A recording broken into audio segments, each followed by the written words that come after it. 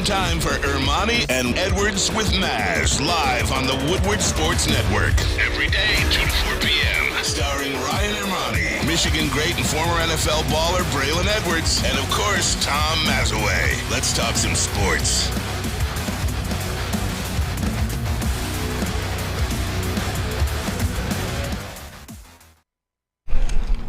And let's talk some sports. Literally. And a lot more. It is Thursday, March 2nd, 2023. Ermanni and Edwards with Mass. Woodward Sports Network, woodwardsports.com.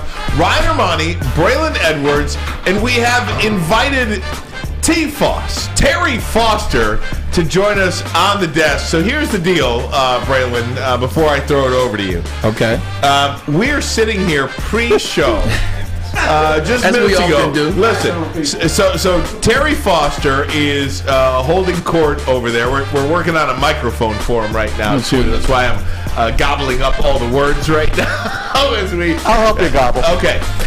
So we were sitting here talking about Detroit sports figures, and it was a riveting conversation. We were paying tribute to Donnie Shane. Yes. Rest in peace. Terry was, just to bring Terry into the conversation, Terry was holding court with the writers for woodwardsports.com over here. They're having their meeting. Terry walks in the studio. We're talking about Don Shane and some of the other sportscasters in the city of Detroit. So He's teaching those little whippersnappers. Is that all right? We had to have him join the top of the show. So Terry Foster, good afternoon to you. Good afternoon. How you doing, man? I'm doing pretty good, hanging in there. Good. Now you want to swing it back to Braylon real quick so he can say hello to the viewers? What's up, Woodward Sports Network? Appreciate you guys being on as always. I'm going to swing it back to Terry unless we're coming through with the mic. Come on in, JB. Attaboy. JB with the mic. JB with the, what is it, Benny the Jet Rodriguez jersey today. Good job. That was a Pudge jersey. No, it's Benny the Jet from Sandlot. Oh, looking good, man. No speaking. He had better stats.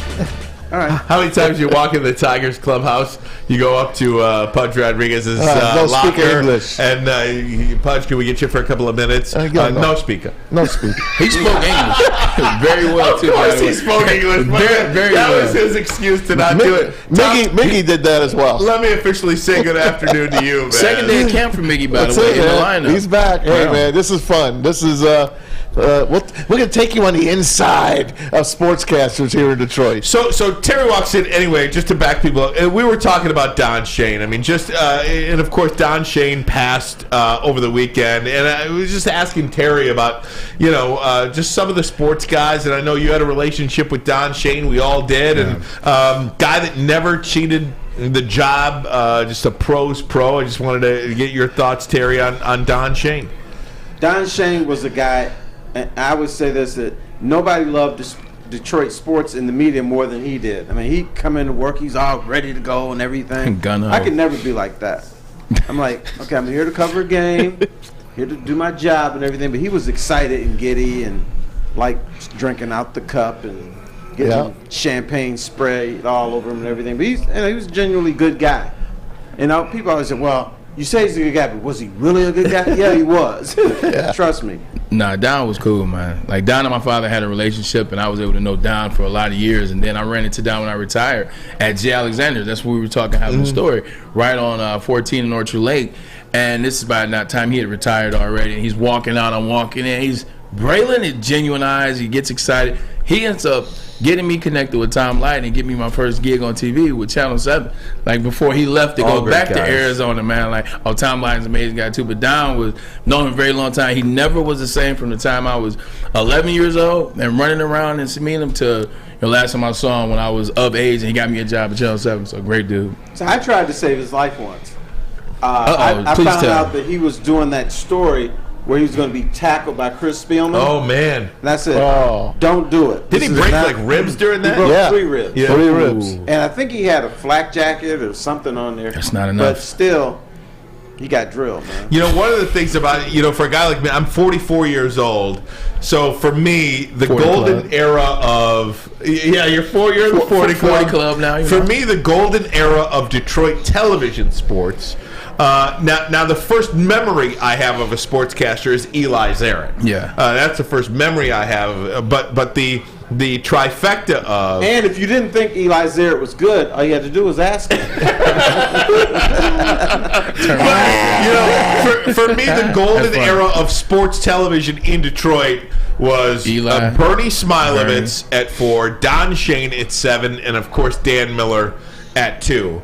Where Dan Miller is still and Bernie Smilovitz is still, but there was a heyday there of those 3 guys. Who am I missing, Terry, on Fox 2 before Dan? Earl Van Wright. Mark Wilson. Mark Wilson, the man. Yeah. Mark Wilson was on there with his toupees and telling tall tales. Yes. Mark Wilson, man. He's a good dude, though.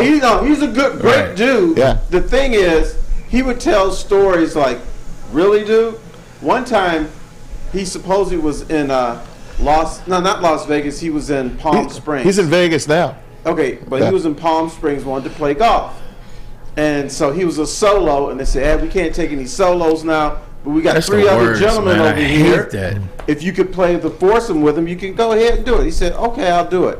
Supposedly, one of the guys in the foursome was Arnold Palmer. Get out of here. Wow. And so they were playing golf, and so Arnold Palmer wanted to play for money. Right. Or play for skins or whatever. And then Mark said, well, how did it go, Mark? He says, well, let's just say this. Arnold Palmer left the golf course lighter in the pockets than he was when he got on there. Oh, my God. In other words, I took Arnold Palmer's money. First and foremost, the story starts off as cap because there's no way they're putting a stranger into a group with Arnold Palmer. Absolutely no way they're doing that. Hey, you see this? Right. This is an Arnold Palmer, by the way. Maybe that's the Arnold Palmer he was talking There you about. go. Made more money off that than he ever did in golf. One of the guys that a lot of people in the chat are talking about is a guy that Braylon mentioned, and that is Van Earl Wright. He had the energy. He brought that energy because I just moved back to Detroit. Flat out. Yeah, 94. He's blonde hair, he's young. I mean, that's how you get that's how you get kids watching sports. Like I used to watch Van Earl Wright because of that. His excitement. He was very CNN, TNN. Or if you got thrown out at home plate, But here's why I love Van Earl Wright. Man. He got me laid on the day I got divorced. Get out of here. What? True story. God bless. What, Shout out to Fox I don't know the woman's name, but what happened? Were you at the Sun Bowl with him? No. Okay. Wasn't the Sun Bowl? It was I love down your here, story. down the street, 220. Nice. He said, "Hey T, let's go to 220. I know you're going through a rough stretch." I said, "Nah, I'm real." So I met him there, and so we started talking to these women. So Couple cocktails. couple cocktails. So I want you to meet whatever her name was. So I talked to the woman, and she was in town from L.A. for a job interview. Oh. She stayed at Townsend. She had some money then. Or the company had money. Okay, So we hooked up. I went to the place. We had some fun at the Townsend. And then it was like 4:30 in the morning. She said, "You got to get out." Oh my Dang, God. got put out. I'm like, "Yeah, she put me out, but I already got what I needed." So I'm like, "Okay, cool," because she had to get ready for the Yeah, job. it's gotta get Yeah. ready. You prepped her. Yeah. I mean, I relaxed Legit. her for the interview. Now the thing with Van Earl, so Devin Skillian at Channel 4 recently, over the last maybe 2 weeks, Wow. believe it or not, just did a sit down with Van Earl Wright. Van Earl is now a caddy. Yeah. And he's a caddy. He's loving it. And he's very candid about the issues of the past. Alcohol and drugs were two things that really kind of shaped his life. Really couldn't get away from, and divorce, loss of job, these things. So Dang. he seems like he's in a really good place now. He said, "I don't have a lot of money, I don't have a lot of things, but I've got peace, and this is my office. This is my office." And it was fascinating to watch that interview. It was really good, and it really kind of highlights.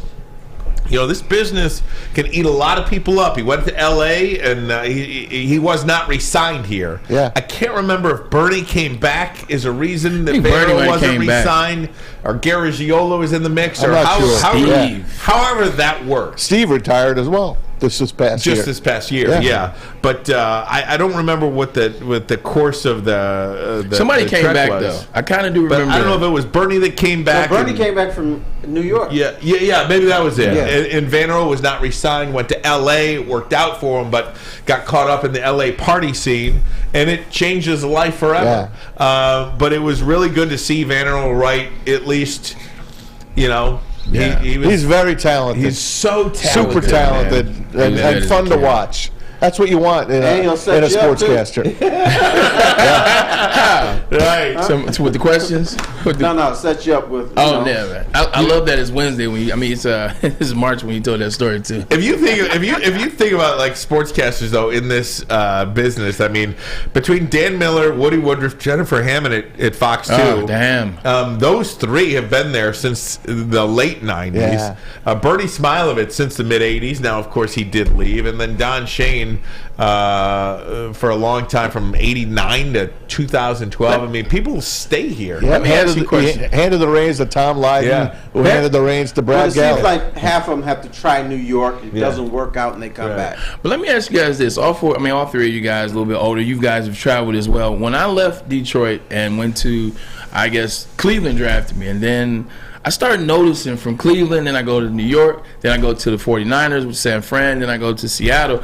I started paying attention to the news when I left here, and I noticed like the news didn't look the same. Like when I was here in Detroit, maybe I'm conditioned to how Detroit media does news, but it was super, super professional and legit. Like I feel like the people here were the best in the country. And then I go to other places, I'm like, nah, they're not better than Channel 4, Channel 7, Channel 2. Then go out to San Fran. Is it just me? Like, are people? No, it's people, not just you. Detroit is one of the best news markets. Why is in the that? Just because country. it is? Like, what makes this destination so attractive? Well, I think the main reason people here care about sports. You go to the West Coast, man, you could blow the arena up and nobody cares. In New York, I think New York is so caught up on being New York. We're the best. No, Terry, hold on. My ass. Hold your horses. I lived there for 31 years. I know you're gonna get sensitive. Right? And I grew up listening to Marv Albert, Warner Wolf, two of the best sportscasters ever. Marv Albert did the 6 and 11 o'clock sportscast. You're going to tell me that Marv Albert wasn't one of the best? They weren't good, but if you ask them about Detroit journalism, say, that's amateur. Well, it was they think we're the amateur. Well, it was a step down from the number 1 market to the number 7 market at that time. Now I don't even know, we're not in the top 10 anymore. I think we're about. I think maybe even we're 13, 14 yeah, right now. We were just 7 based on population. In '96, we were 7. Yeah, we were 7. Might be, but again, a lot. The reason why news is so great here too is because Detroiters love Detroit. You go out west, you go to Florida, you go to New York, you go to. There's so many transplants. There aren't many locals. Chances are. New York's the locals. New Yorkers are locals. They grew up there. I thought he said Florida, the West Coast. He said New York. Well, I think there's a lot. No one's moving to New York. No one's moving to New York. They live there. A lot of people get out of college and go get a job in New York.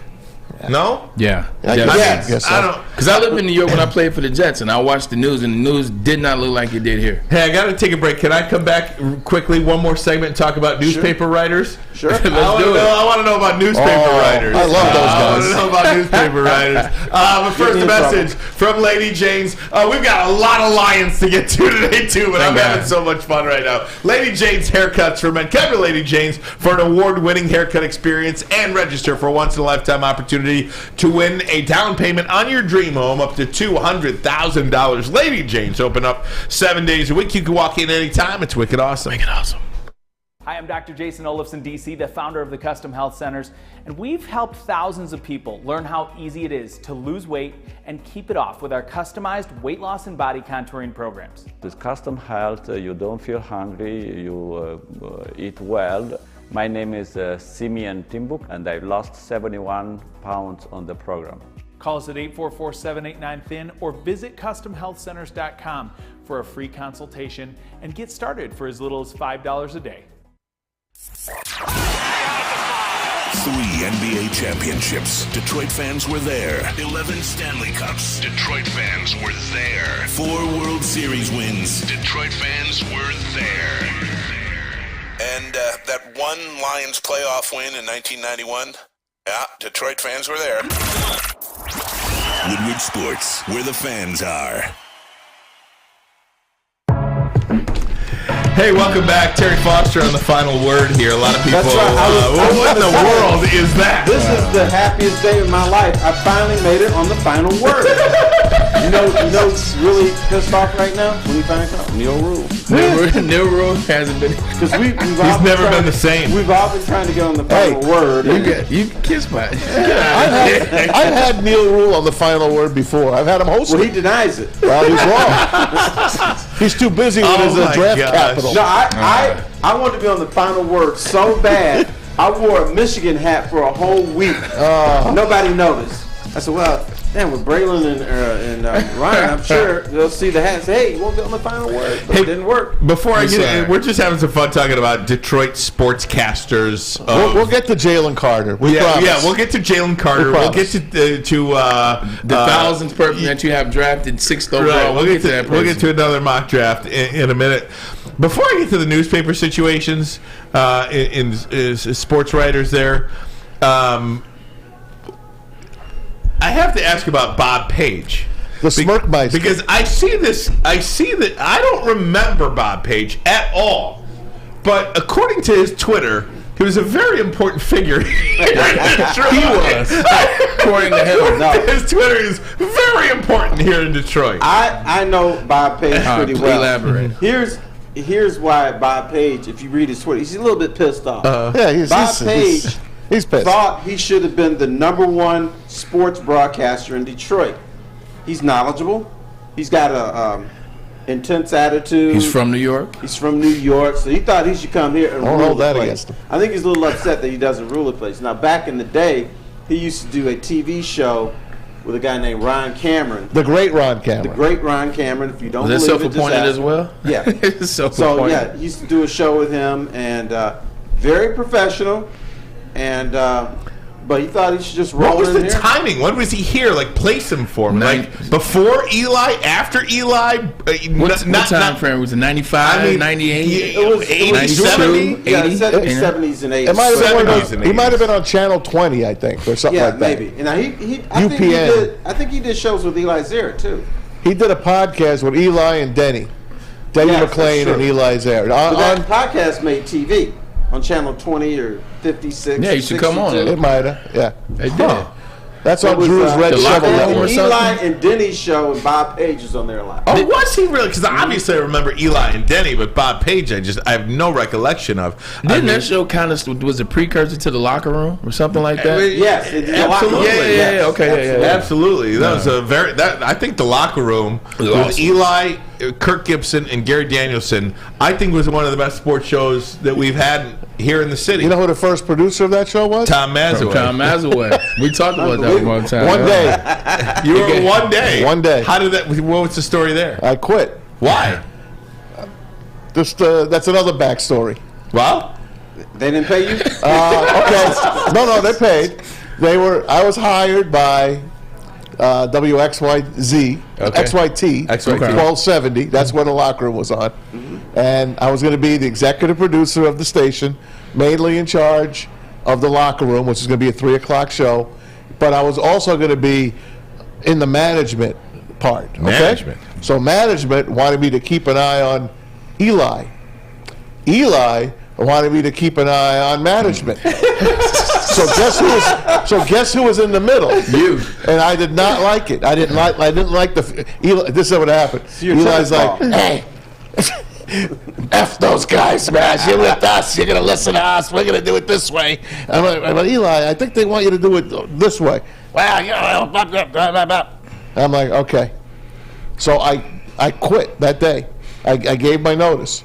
Rich Homburg, who was the boss at that station at that time, God. called me, and Bobby was on the phone with me for an hour. Baz, you can't do this. We need you. Blah, blah, blah. Rich, I just can't do it. Next one, Eli calls. Probably on the phone for a half an hour with him. Can't do it. Kirk Gibson calls me. 20 minutes on the phone with him. That's a lot. Gary Danielson calls me. Oh, damn, this is stock Yep. power. I know, right? It's a heavy. Yeah. Boom, boom, boom, boom, boom. I had like the worst night of my life that night. The worst night. Now listen, I had just left WJR, which I've been for years. Right. Years. So when I was at the station, before I quit, I called WJR up. I called my boss, Steve Stewart. God bless him. Rest in peace. Great program director. Steve. Can I come back? I want to come back. He's like, Tommy, you just left. We just gave you like a party. You left.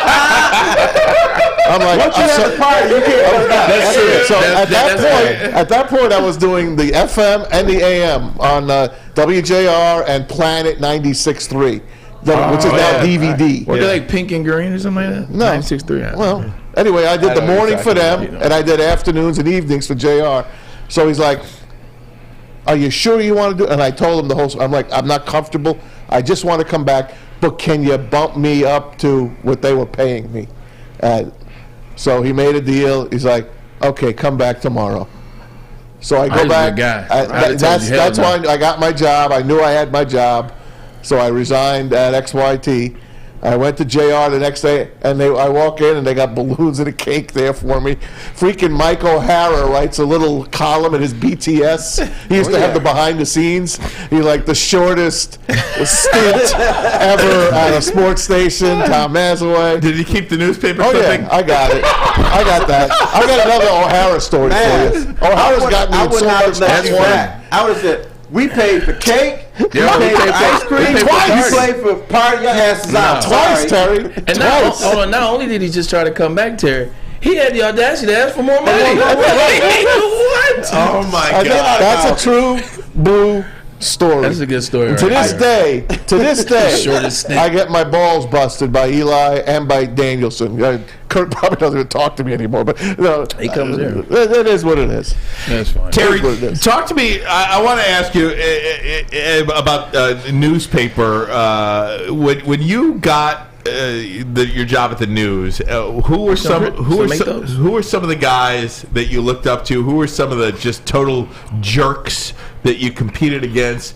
And spill the beans. Yeah, spill the beans. Well, first I started at the Free Press before the news. Oh God, I didn't was realize Morning that. Friendly, and the Free Press. When you work there, everybody's your buddy, and they want to make sure that you're doing your best. It's really like a family thing. Yeah. And then the news. When I went to the news, they're like, "You're on your own, pal." So it was more. In that dungeon building? The dungeon building. I always thought at the news particularly that there was this friction between the writers and the editors. They didn't respect us, and By right, y'all didn't like them. whatever. Yeah, we didn't like you either because they give you evil looks. And Why'd you stuff leave like the that. Freep to go to the news? Money? Yeah. Correct. Same as you. I didn't want to leave, but Yeah. at the time, I was young and my family didn't have money.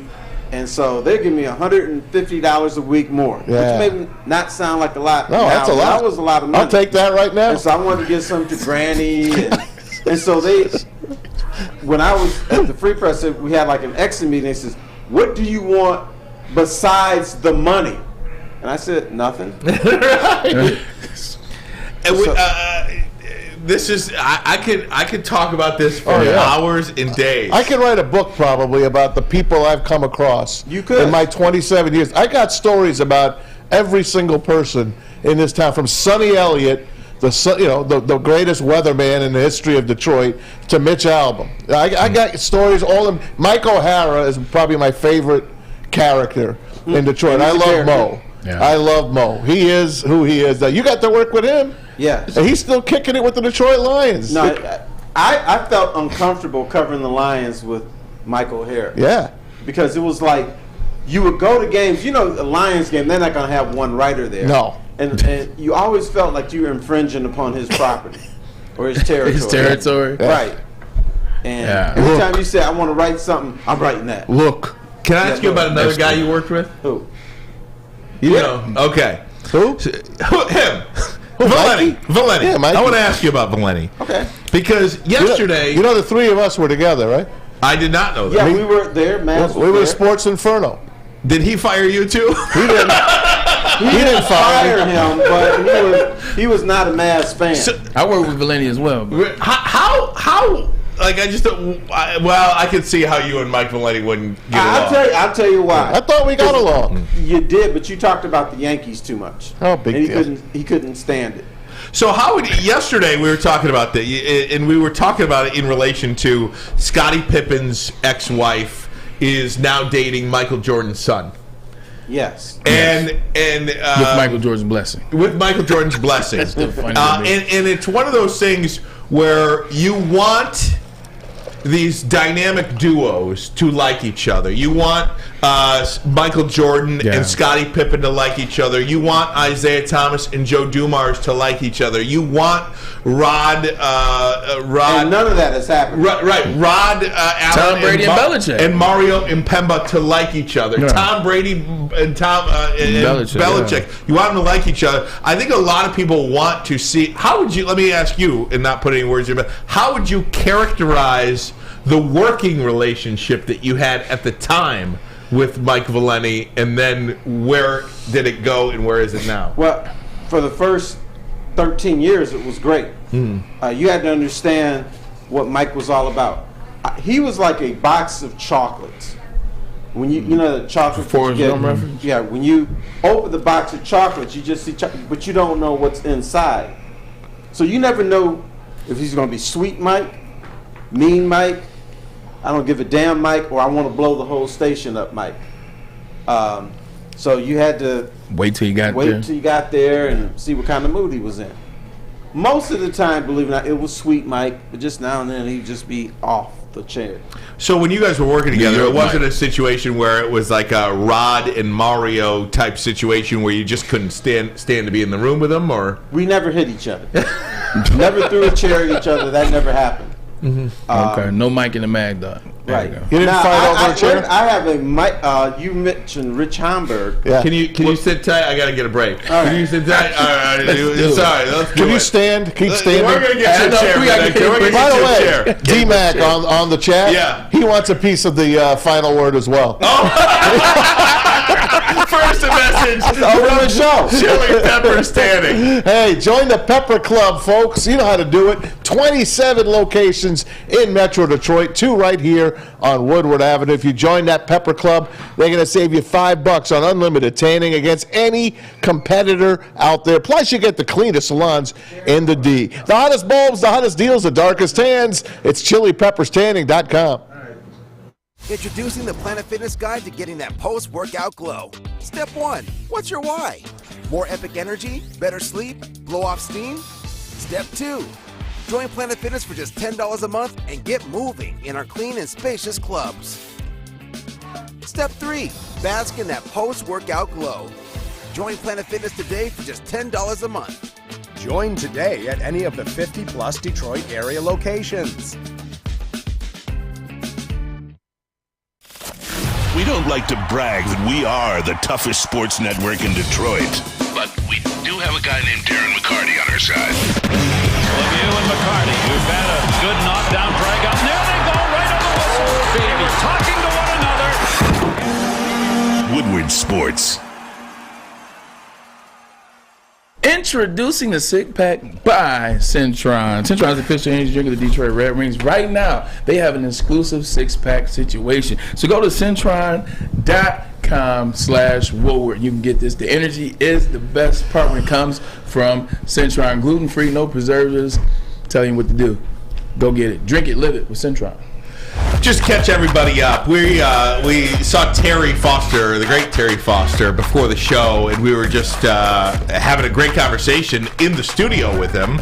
And we said we got to continue this on the air. We got to take this to the air. We got to take this to the air. So Terry's been kind enough to stick around, and we're talking about Detroit sports personalities and guys we've worked with in the past. And I think for a lot of people here in my age group too, when you think of Terry Foster, you cannot think of Terry Foster without Sports Inferno and Valenti and Foster and all that stuff. So we're asking you about point blank Mike Valenti and dynamic duos that we've seen over time and guys that really don't get along. Whether it be Michael Jordan, Scottie Pippen, Isaiah and Joe Dumars, Mario and Pemba, Rod Allen. And so we're asking Terry about his relationship with Mike Valeni and what that working relationship was like at the time, what it is now, and moving forward. The working relationship at the first part was good because I didn't know that much about radio, even though I had been in it for a while, but I learned a lot from him because I think he's the best radio person in the city. But I do too. Yeah. What disappointed me when I got sick, then I felt like everybody turned on me. You're not the same guy. You had a stroke. We can't depend on you much. So I thought they turned on me. So I was like, the hell with them. So What was that feeling like to walk into the building? I felt uncomfortable walking in the building. Like I didn't belong. I should have quit. Why'd you feel that way, Terry? That no one backed you. People, before I got sick, we had a meeting. You're my brother. I love you. We're all, this, how it is. Hey, buddy, what's up? Yeah, exactly. And then I got sick, and I felt like I was. People stopped doing it with the they started doing that. I wasn't getting any love and stuff like that. It was like, why are you even here? So I felt uncomfortable. I didn't like going to the building. Wow. Be like other group chats that you weren't a part of. Right. Well, we love when you're here. I can tell you that. We love when you're here. I'm happy about that. You haven't turned on me yet, so I appreciate that. Keyword yet, Maz. Yeah. If I haven't turned on you yet, I ain't gonna turn on you. Hey, you keep talking about New York media, then he might turn on you. Have you guys talked at all since you left? We I think we spoke about 9 months ago. Okay. But here's why the relationship deteriorated. If I would call or text him, he would respond. But if I didn't, I never heard from him. So I said, the next time that we respond, he's going to have to call or text. And it never happened. So when I stopped doing it, that was it. Yeesh. Yikes. How do you feel about that now? Now I don't care because so many things. I love Woodward Sports. We had our Christmas party and that was fun, by the way. It was. It was a lot of fun.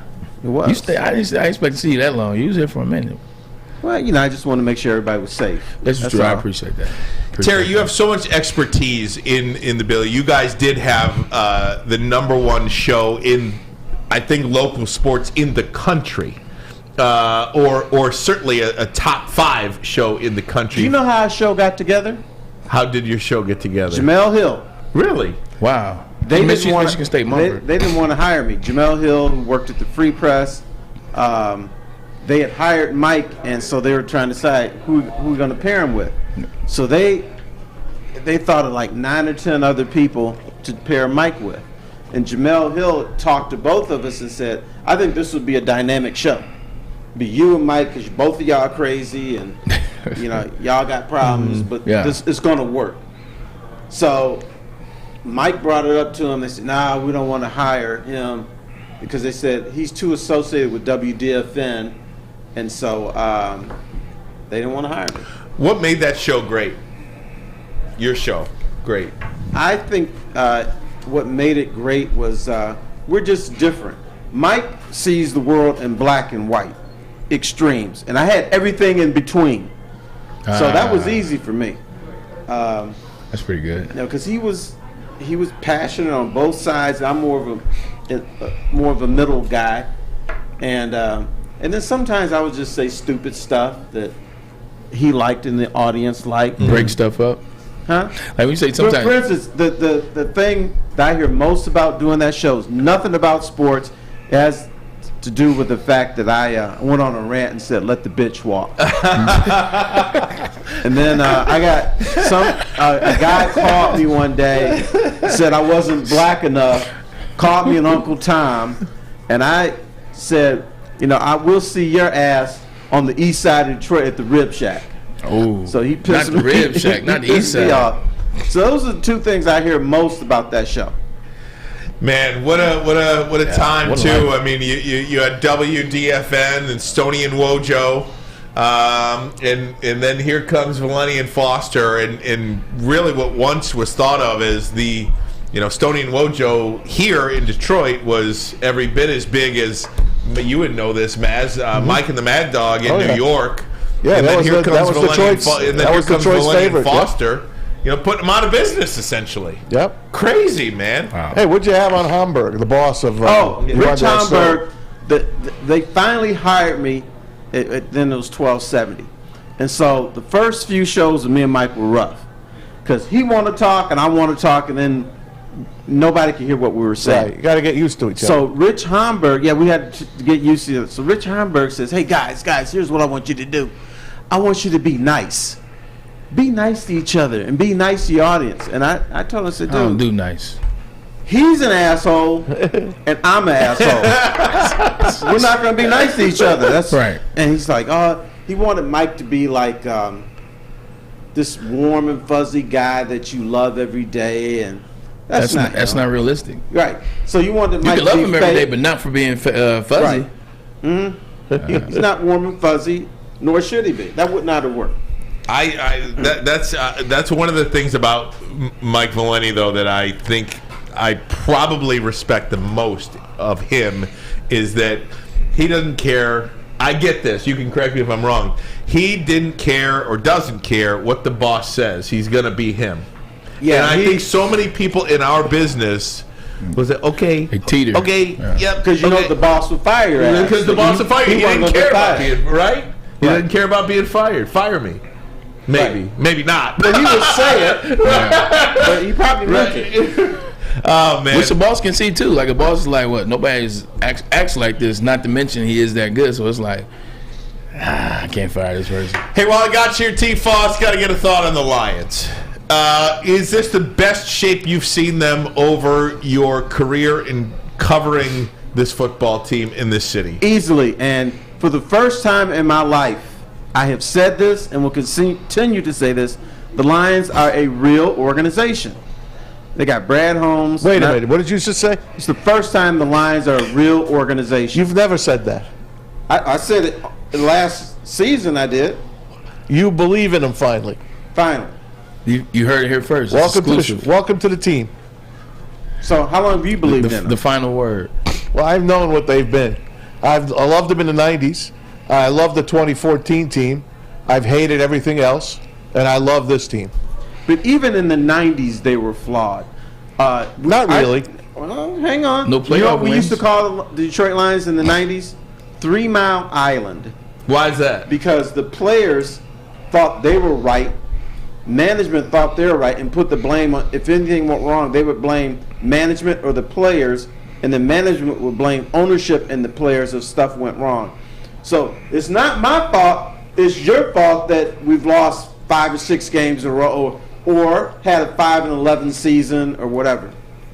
So we call it 3 Mile Island. You know, one of the things with this team, too, and we're going to play some of the audio for you coming up in the next segment, but when you hear Brad Holmes talk, when you hear Dan Campbell talk in these media sessions, I mean, they say all the things that you want them to say, don't they? I mean, they have a lot of words that they don't give you much. You don't know Who does that? I mean, we had... well, I'm saying they're smart about it. They're smart about what they say. But they're interesting. Yes. But even the stuff that you don't want to hear, like there's some things that they have said, whether it's Brad Holmes or Dan Campbell, and when Dan Campbell sits at a press conference and tells the Detroit fan base, he's like, yeah, this is going to be a 3-year process. Detroit fans did not want to hear that after coming off of quitting Tricia, but he told you the truth. So a lot of times, even the stuff that you may not like, after you regurgitate it and sit back and think about it, you're like, I didn't want to hear that, but at least he said it that way. It was honest. It was transparent. Right. So even the stuff you don't want to hear, you appreciate hearing it after a while.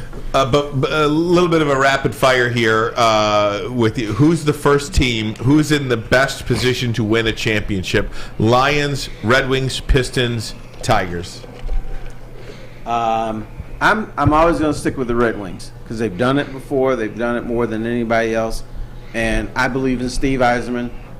Even the trade? Another big trade today, by the way. Steve Yzerman traded away Tyler Bertuzzi to the Boston Bruins. The rich get richer. Boston sends back a 2024 first-round draft choice and a 2025 fourth-round pick.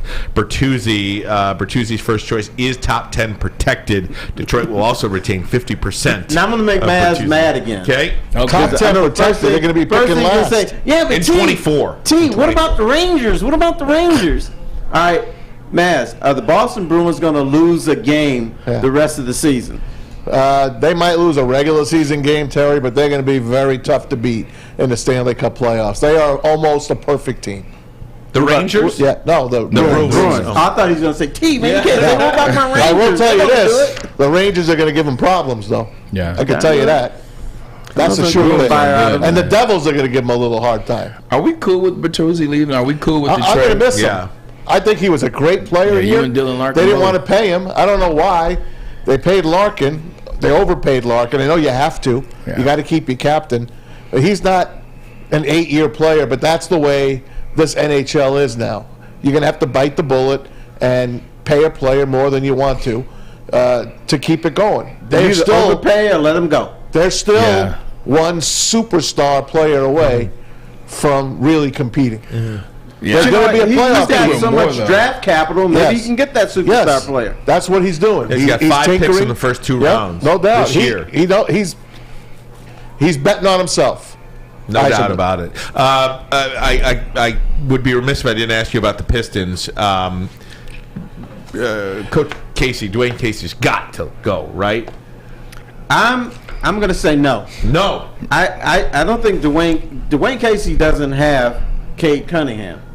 They built that team around Cade Cunningham. Now, if they had this record and Cade was playing, I would say definitely yes. But he doesn't have this full arsenal of players. They're young. They don't know how to play defense, and that's probably partially his fault. But I would wait and see what they're like next year with Cade back, because I think Troy Weaver is making a statement. He's saying, you notice they had the worst record in the NBA. Yeah. And they didn't sell anybody. No. What Troy Weaver is saying to me is, we're going to make the playoffs next year, come pretty damn close. That's why I'm keeping Bogdanovich. That's why I'm keeping everyone. That's why I traded for Wiseman, because I think he can be that defensive presence that this team needs. So he's making a statement without actually saying it. So I would wait to see what Dwayne Casey and where the Pistons are at the end of December next year. The only thing that scares me is when you talk about Dwayne Casey, you talk about him being older. I think he's 66. I think he's 60s, late 60s, 66, 67, 68, somewhere around there. The Pistons are the second youngest team in the NBA, if not the youngest. They're second or first. Like, this culture nowadays, these kids are 19 or 18. The different society is the social media, the different connectivity. I don't think they connect to Dwayne Casey, and I think you have a situation where they're very respectful. Like, they don't want to say anything negative about the older man or old coach or whatever. But I don't think they connect to him. And if you're gonna spend another year trying to have players that don't want to hurt his feelings but can't connect to him, you're wasting essentially another part of the season next year. If they aren't connecting now, you might as well cut ties at the end of this season and go get a guy. Udoka. You got. Yeah, I mean, I'm back on him. I just think the connectivity thing, and I don't want to disrespect Dwayne Casey because he's been a tremendous coach. He didn't come here to coach kids, came here to coach the experienced veteran team. Facts always. So it's not disrespect. It's just the truth. So you can't connect like, when them kids come over, they don't play with the grandpas. They play with Uncle Bray, who's 39. Wink, wink.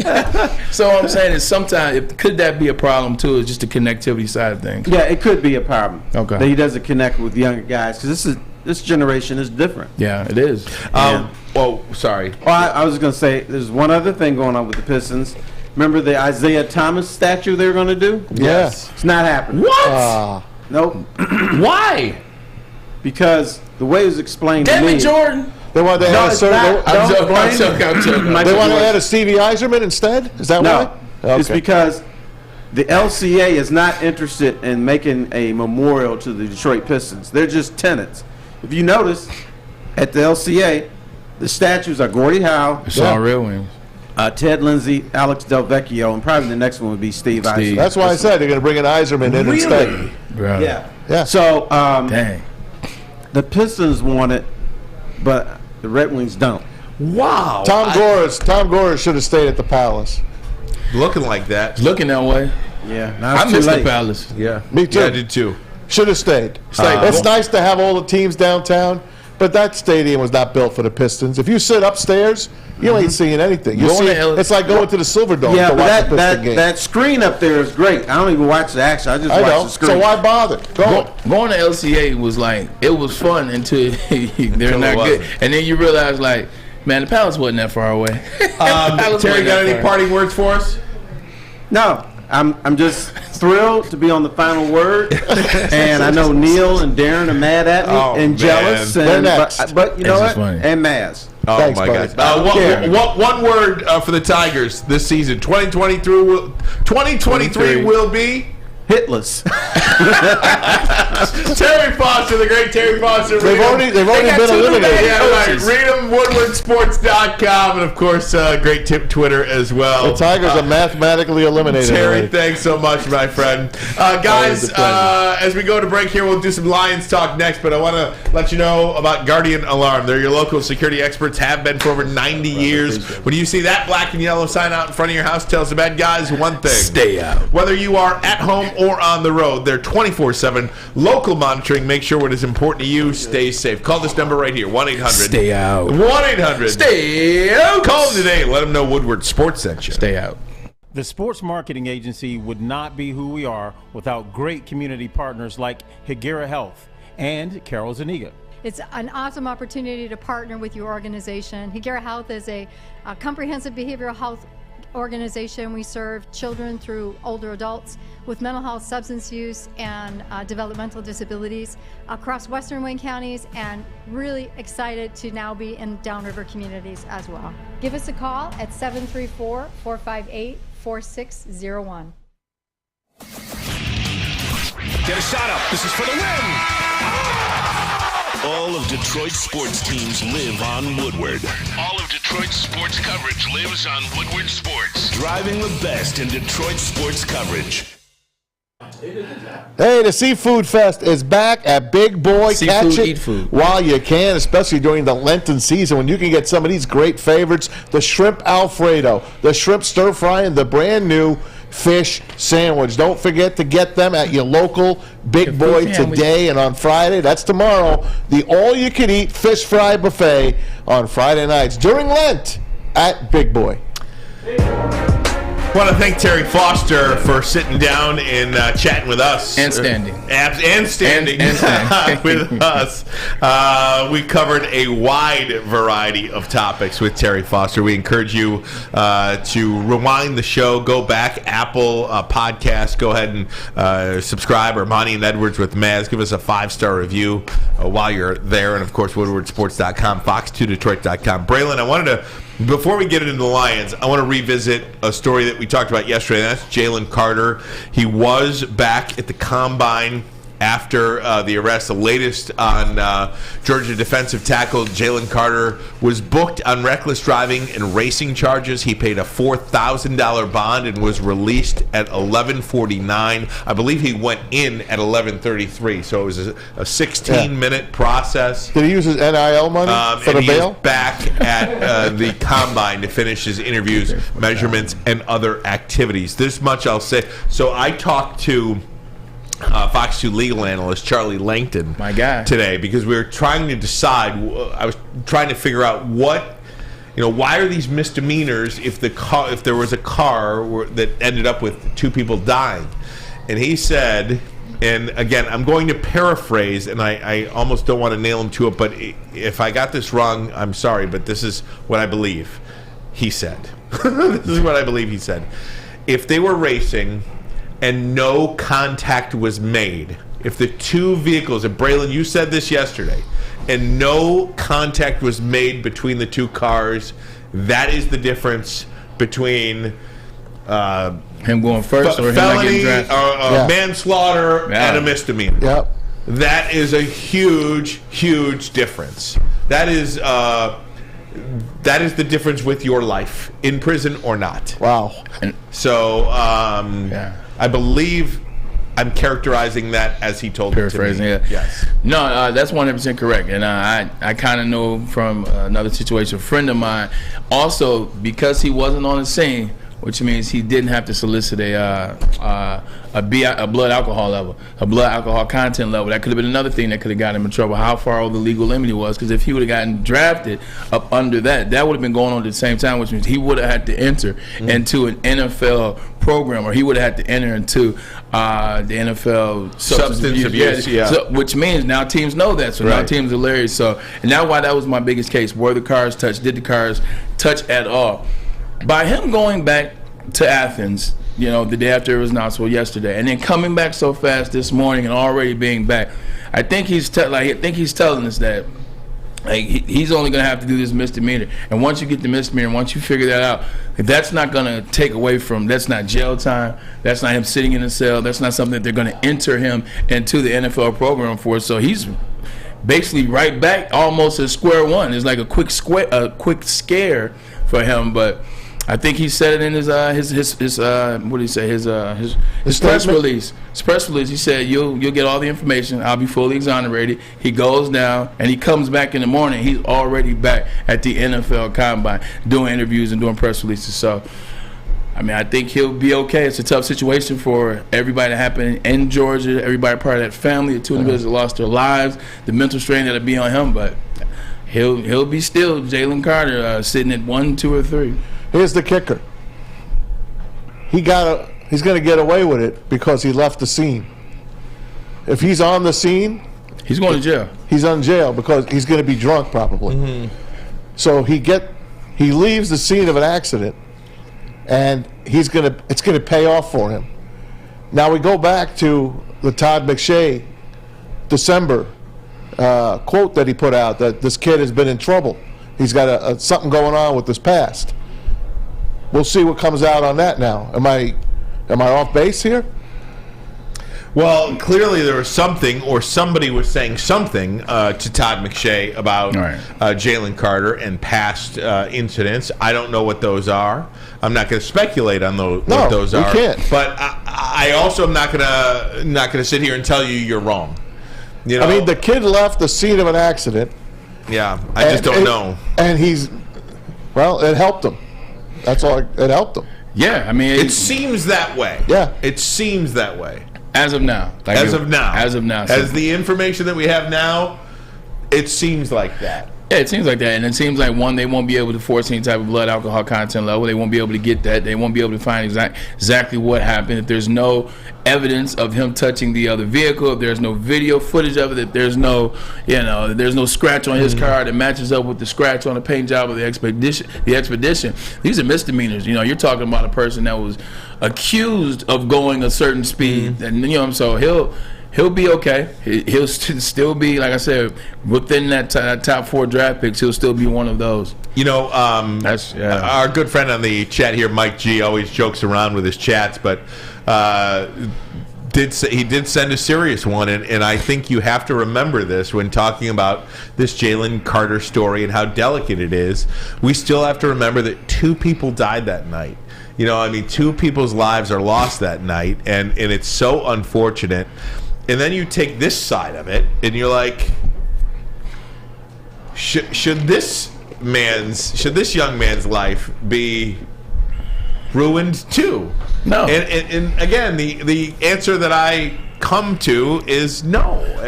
But it seems so heartless to say that. But I don't know how to. I don't know how to verbalize my thoughts on the whole thing, because this is a sports thing. If he's not in prison and he's eligible to play, take him. I got you covered right here.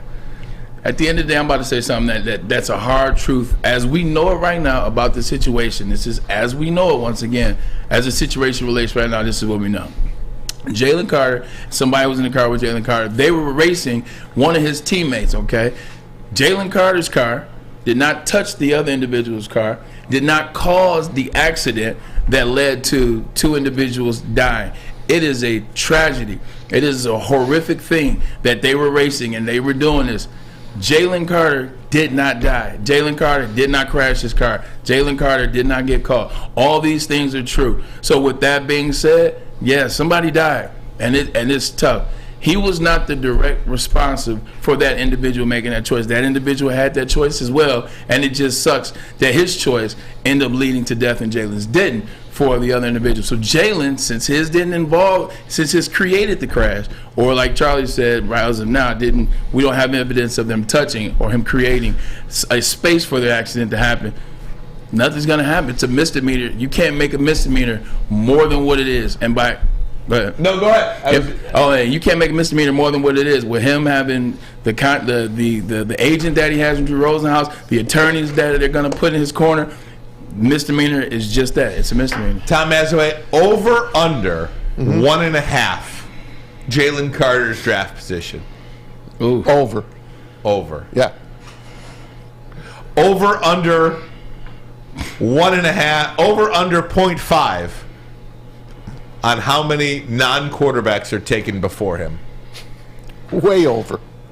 No, under. Under. Because it's quarterback, He's going quarterback, to be the first quarterback. Non-quarterback taken. Correct.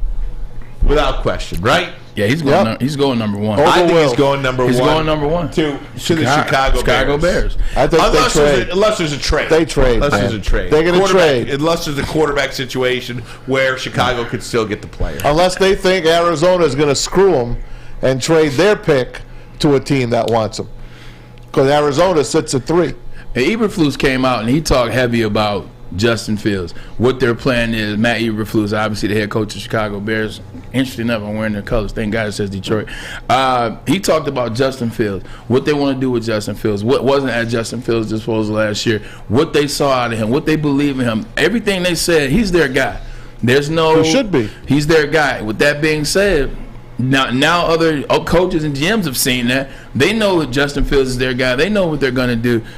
Do you come all the way up to Chicago if you know that they're not drafting the guy you want anyway?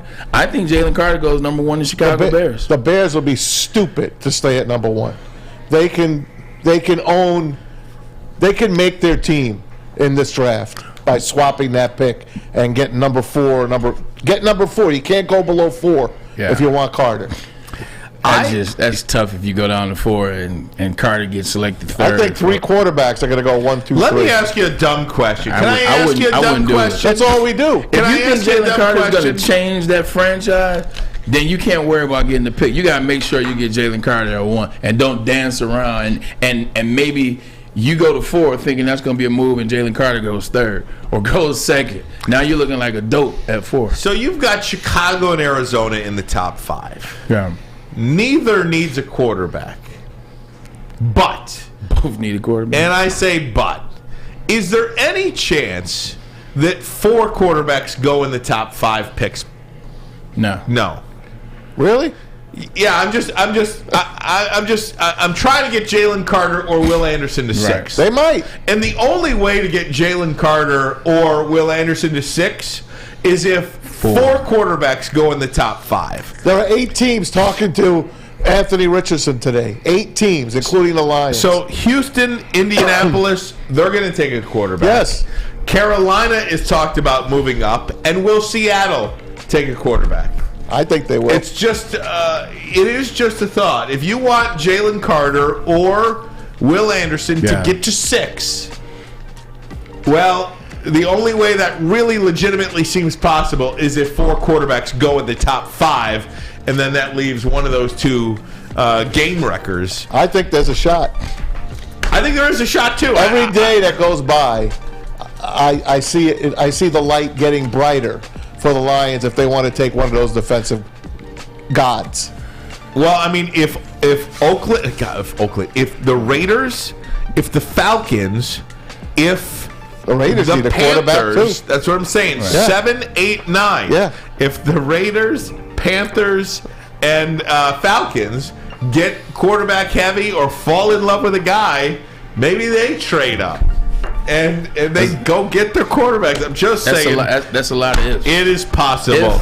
If As we start hour number 2 of the program coming up, we're going to let you hear from Dan Campbell and Brad Holmes. They had a lot to say yesterday at the media session. We'll talk about that. You'll hear from them as well. But first, a message from Custom Health Centers. Custom Health Centers will take the willpower out of weight loss. Whether it's 20 pounds, 120 pounds, Custom Health Centers has the plan for you. All you have to do is place that phone call. Call them today. It doesn't cost you anything to give them a call and to have a consultation. Ask them what it's about.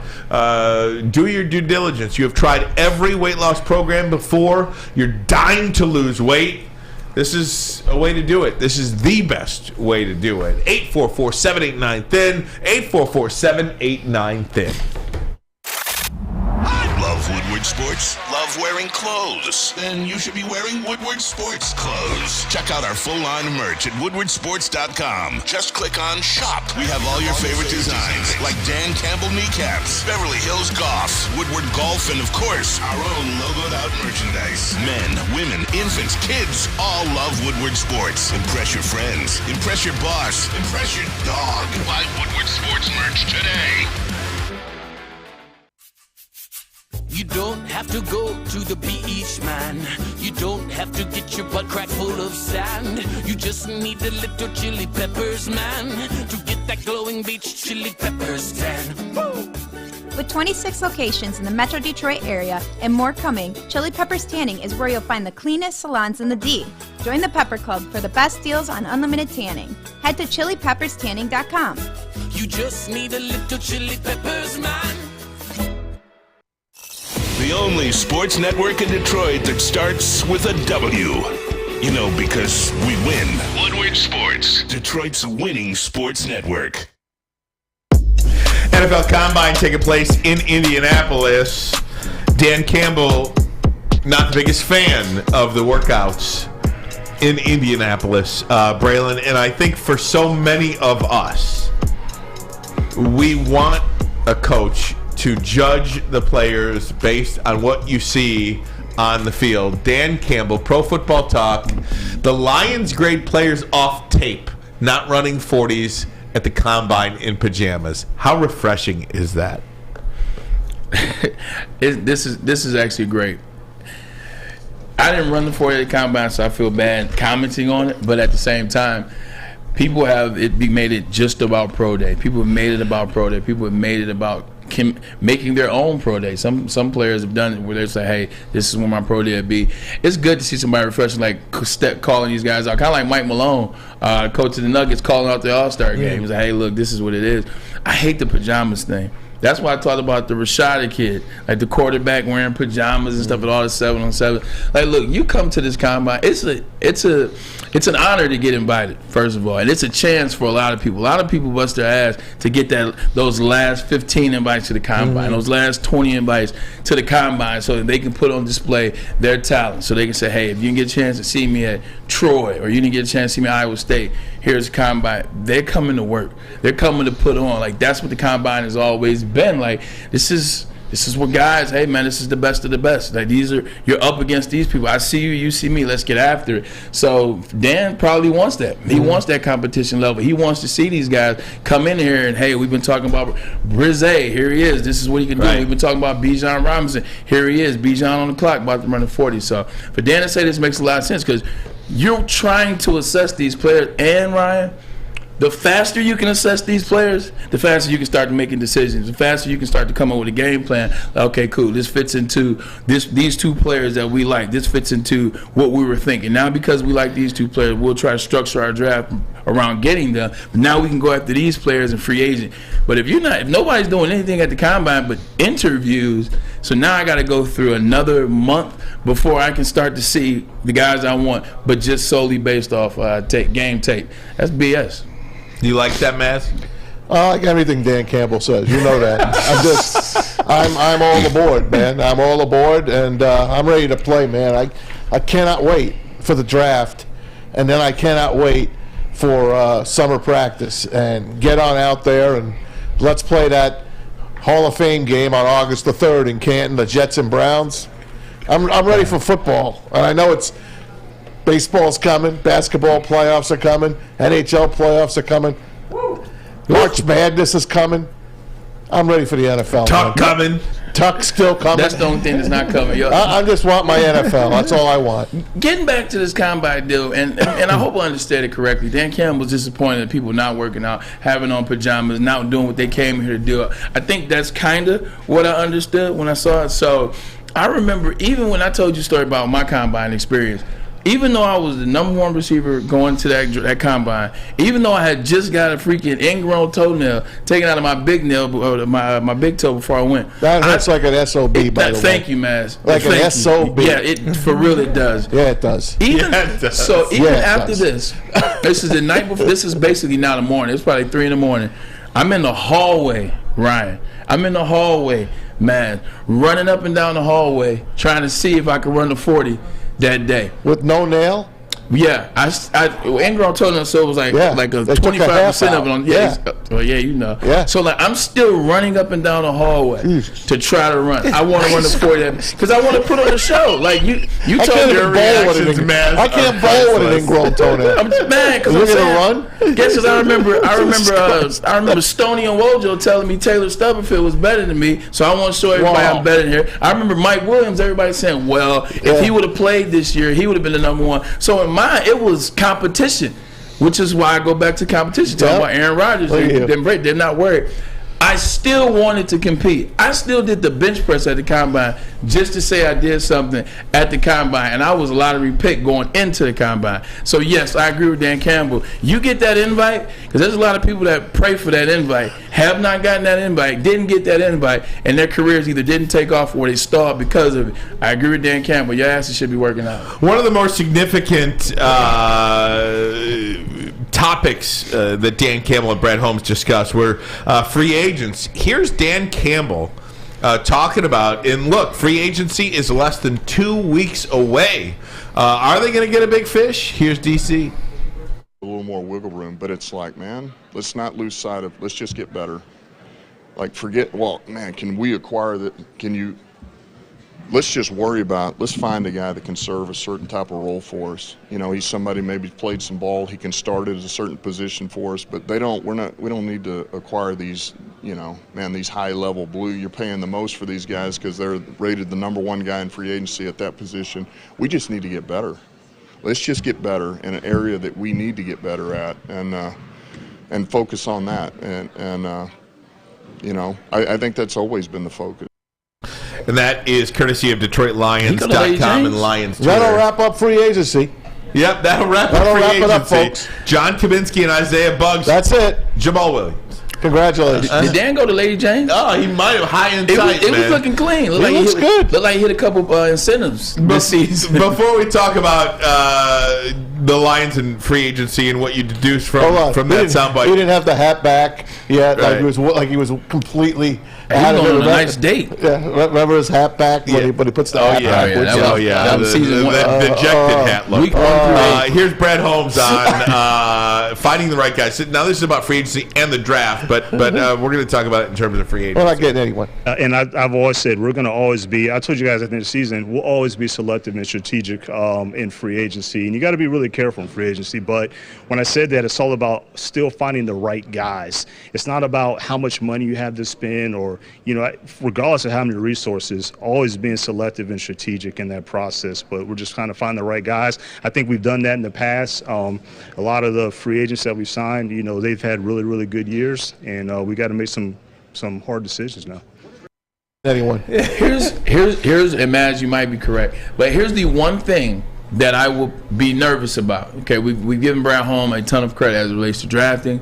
We've given him a ton of credit as it relates to saving money. We've given him a ton of credit, and we've seen him do a lot. We've given him credit for being on the same page with Dan Campbell. We've given him a lot of credit for being cryptic. You know what I'm saying? So we've given him all this credit. There's one thing that we haven't seen out of Brad Holmes yet. Y'all know what that is. We haven't seen Brad Holmes bring a free agent in yet. No, we have not. We have not seen Brad Holmes nail a free agent, bring a high free agent, a mid a free agent. We have not seen him have success bringing a free agent to the Detroit Lions team so far. So that's the one area I think you can be honest with yourself and say, you know what, I don't know.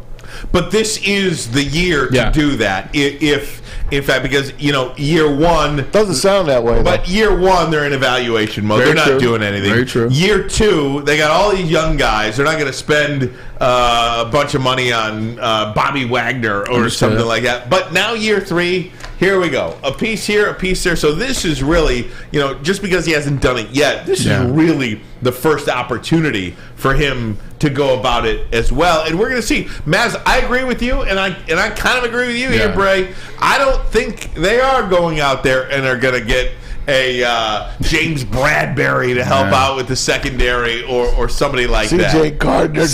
Gardner-Johnson. We don't need them. Now the defensive tackle from name escapes me right now from Washington was just franchised yesterday. I forget his name. No. Darren Payne. Darren Payne. Thank you.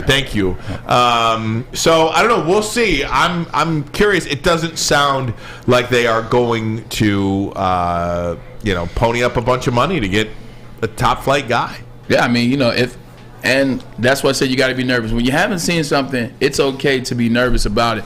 But on the flip side of that, and I know I'm teetering on both sides, maybe he's like, hey, look, I trust what we have. Maybe he's like, I paid attention to the last 10 games of the season where they went 8-2 and they should have gone 10-0. But maybe he's looking at that. Maybe he's looking at, we have a great foundation. We have great draft capital. If there's one or two moves we can make those or keep stacking cheese. So maybe that's his assessment. We shall find out. Is there concern for Jameson Williams? You'll hear for yourself what Brad Holmes had to say about Jameson Williams. We'll get Braylon's take. He's the wide receiver of the group. I've never run a go route. And tore my ACL. But first, a message from Fairway Packing Company. Looking for a way to elevate your dinner? Choose Fairway Packing Company, family owned and operated since 1956. See why the top chefs in the country choose Fairway. Visit their steak shop in Grosse Pointe Woods or order online. They ship anywhere. Visit fairwaypacking.com. Fairwaypacking.com. Sourced, cut, aged, packed to perfection. Saturdays at 1 p.m. Make sure you're watching WoodwardSports.com for our new show, Chompin' Puck. He shoots! He scores! With four-time Stanley Cup champion Darren McCarty and Michael Gentry, Chompin' Puck is taking the Detroit hockey community and giving them a voice. Pros to Joes. You'll get the best Detroit hockey coverage around. Chompin' Puck. Saturdays 1 p.m. on WoodwardSports.com. Introducing the Planet Fitness Guide to getting that post-workout glow. Step 1. What's your why? More epic energy? Better sleep? Blow off steam? Step 2. Join Planet Fitness for just $10 a month and get moving in our clean and spacious clubs. Step 3. Bask in that post-workout glow. Join Planet Fitness today for just $10 a month. Join today at any of the 50-plus Detroit area locations. A ton of fun, a ton of sports, and a ton of man-meat. Welcome to the Woodward Heavyweights, live daily 5 to 7 p.m. on Woodward Sports. Be sure to check in with Swiss Insurance this week for your commercial insurance review. Swiss can help make sure you have the proper coverage. My man Mark does it all the time, so why not give him a try? Check out Swiss Insurance Group. Mark at SwissInsurance.com. Hey, welcome back. WoodwardSports.com, everybody. Right. Yeah. Just 1 second. I got a funny thing for you. You know how the baseball's got the shot clock now? Pitch clock, yeah. The pitch clock? Mm-hmm. Wandy Rodriguez of the Yankees struck out a batter in 20 seconds. Really? Yes. I love the pitch clock. 20 seconds. I think it's going to be total chaos. But you pissed? I don't like it. I think it's going to be total give chaos. Me the camera. I hate it. I just thought that was just funny to get. 20 seconds at that? I think I saw a video of Correa getting into the box and then taking a pitch, and then he starts walking around, and the umpire called him back. He's like, get back over here, dude. You got like 5 seconds to get in that box. And I was like, this is going to injure someone. Someone's going to get hurt. Is it going to be like Minnesota where, like, you know what I'm saying, like if the clock goes 0, you're out, baby. You miss your turn at bat? You miss it. It's like, hold on, wait. If you miss your turn, it's a strike if you don't get in. For real? Yeah. Man, no, we're gonna have to who okayed this? Right. Who okayed Rob this? Manfred. Oh my gosh, man! Guys, I wanted to play this soundbite from you from Brad Holmes because my radar antennas went up when I heard this, and I was a little bit. I'd be lying to you if I told you I wasn't a little bit concerned. I want to play it for you. This is Brad Holmes talking about Jameson Williams, and you tell me what you think. I'll tell you what I think after this. Here it is. Obviously, we're expecting big things. I guess that's a good way to put it. It's kind of like a brand new first-round pick. The goal when we originally drafted him, we didn't know really how much we were going to get out of him, but it was good to have him get some kind of game experience to kind of feel the speed of the game. But, we're just going to continue to do everything that we need to do to make sure that he's set up to succeed. Jameson also has to hold his part and make sure that he's doing everything that he needs to do. So it's always accountability factor on both sides, but we expect big things from him. He's got rare talent, rare ability. He's got a serious passion for the game, and we expect big things from him, but obviously we got to do both our parts to make sure he's set up to succeed. I think I know where your antennas went up. My antennas went up. He's got to do his part. You don't say that if you're comfortable with what he's doing. You know what you say if you're comfortable with his work ethic, if you're comfortable with his progress? You say, this guy has been killing it at the facility. He is going to be coming. Yeah. I can't tell you about how great this kid's work ethic is. I can't tell you how far he's come. I am so excited about Jameson Williams. You don't say if it's not true. Yeah. He's got to do his part too, man. We believe in J-Mo. But he's got to do his part. Which the interviewer in me says, is he not doing his part? Yeah, 100%.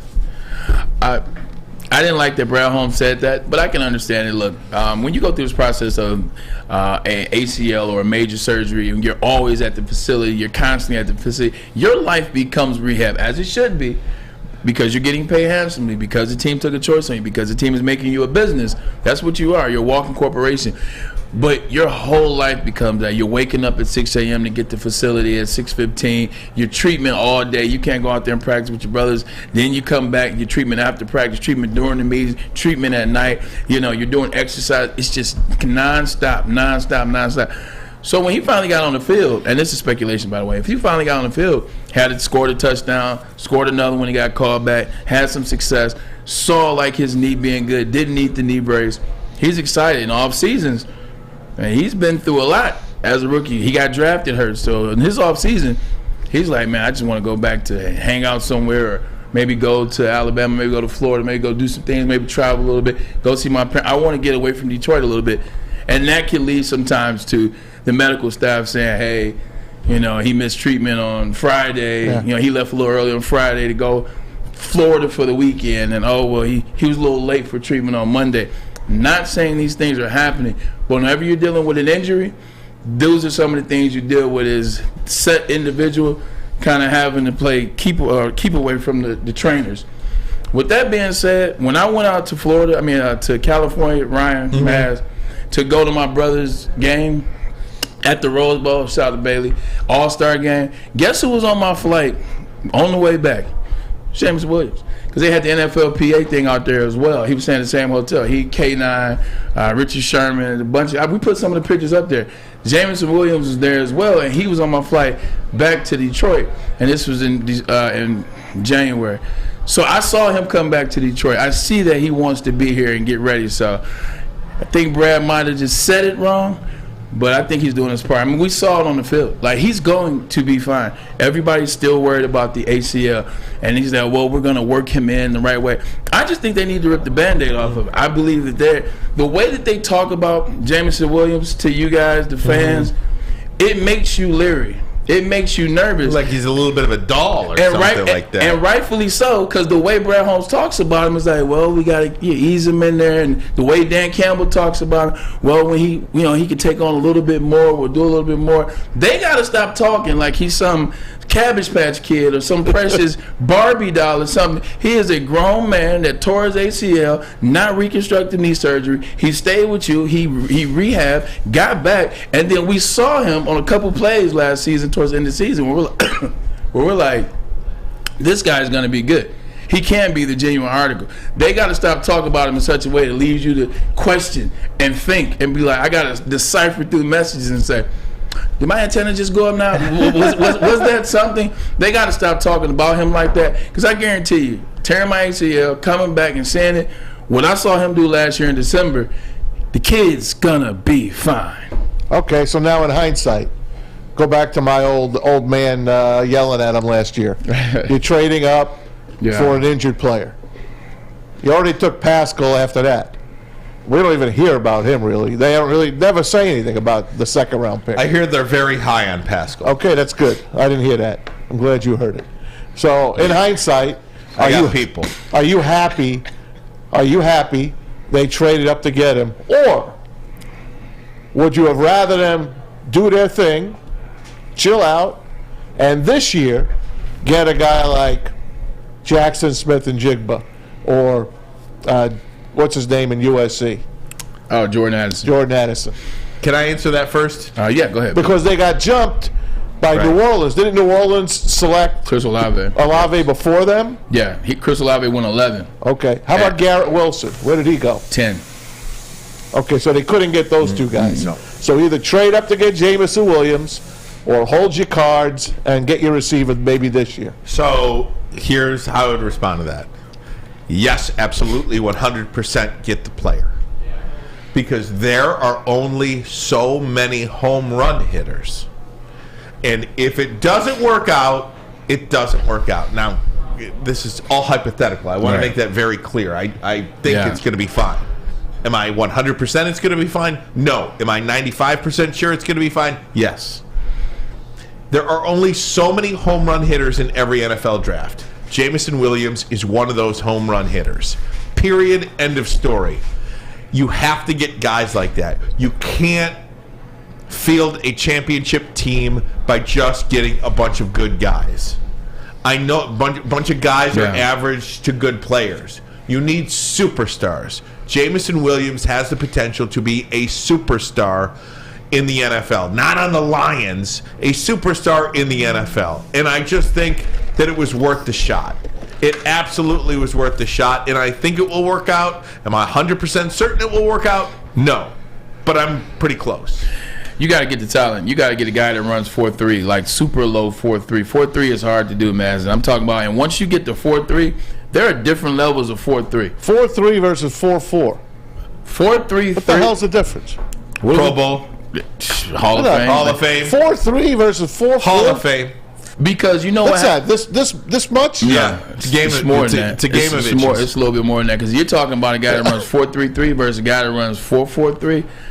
Man, that guy that runs 4.33, he's gonna be on 15 Mile on Maple right here, and that guy that runs 4.43, he's gonna be at that KFC back there.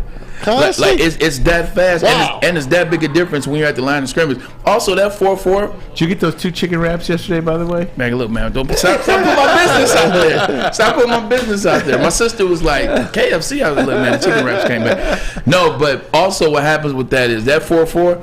After 3-4 years, it turns into 4.5, or after whatever, like it goes fast to the opposite direction. So, you know, him running 4.3 allows him to be at a high level for a very long time. He runs exceptional routes as well. He catches the ball with his hands. You need those elite receivers. Like, he's an elite receiver. He's an elite route runner, and he has elite speed. Like, Ohio State gave this man a scholarship for a reason. Alabama plucked him from Ohio State for a reason. They almost won the national championship with one of the not so better Alabama teams in the last 12 years because he was on that team. He's a special individual, man. I think he'll be special for some time. You look at the division now. I mean, I hope you're right. Justin Jefferson's down the street, and we know how good he is. So, got to get the guy. They got the guy, and things gonna work out for him. Would you do it again, Maz? I enjoyed them moving up and getting in the news and being a national team and, you know, people talking about him. And I love the touchdowns he got. He was, like you said, he was at Hunter House, and the defense was at Kentucky Fried Chicken Jared down Goff, the street. and on both those he almost touchdowns, underthrew him. There you go. He had to wait for it, the ball. Yeah, Ryan, I'm glad they took him because it really didn't cost them much, did it?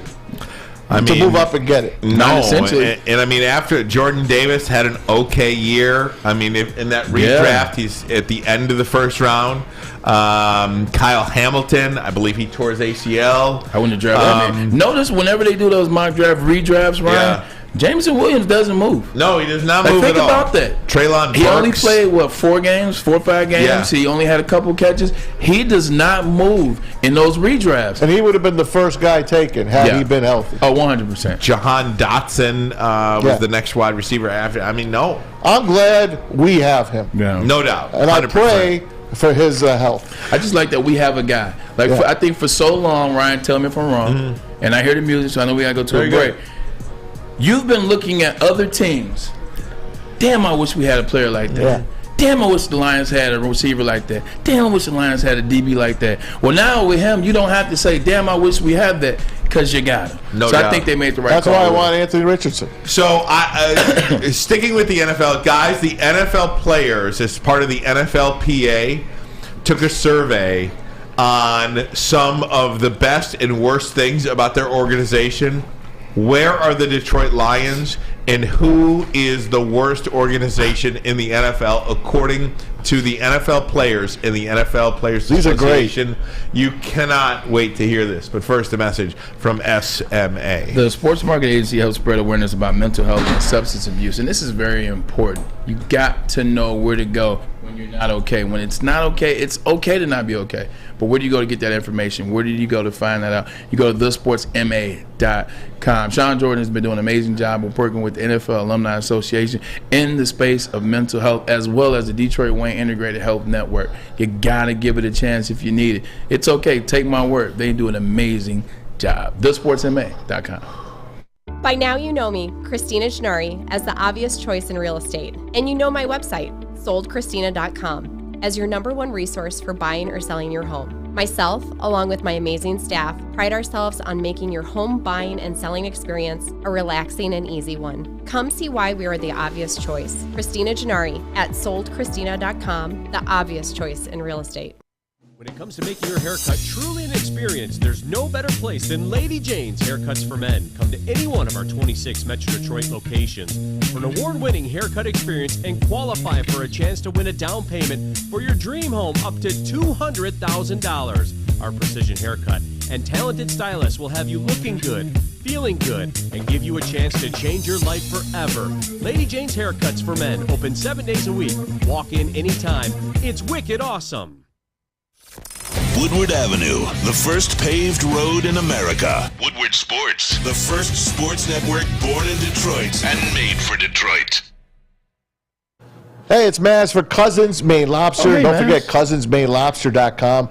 Click on that QR code right next to my big mug, and they're going to tell you exactly where Cousins Maine Lobster is today and where they're going to be for the rest of the week. You want to get there because you're going to get the freshest lobster, the best seafood, the best soups, man.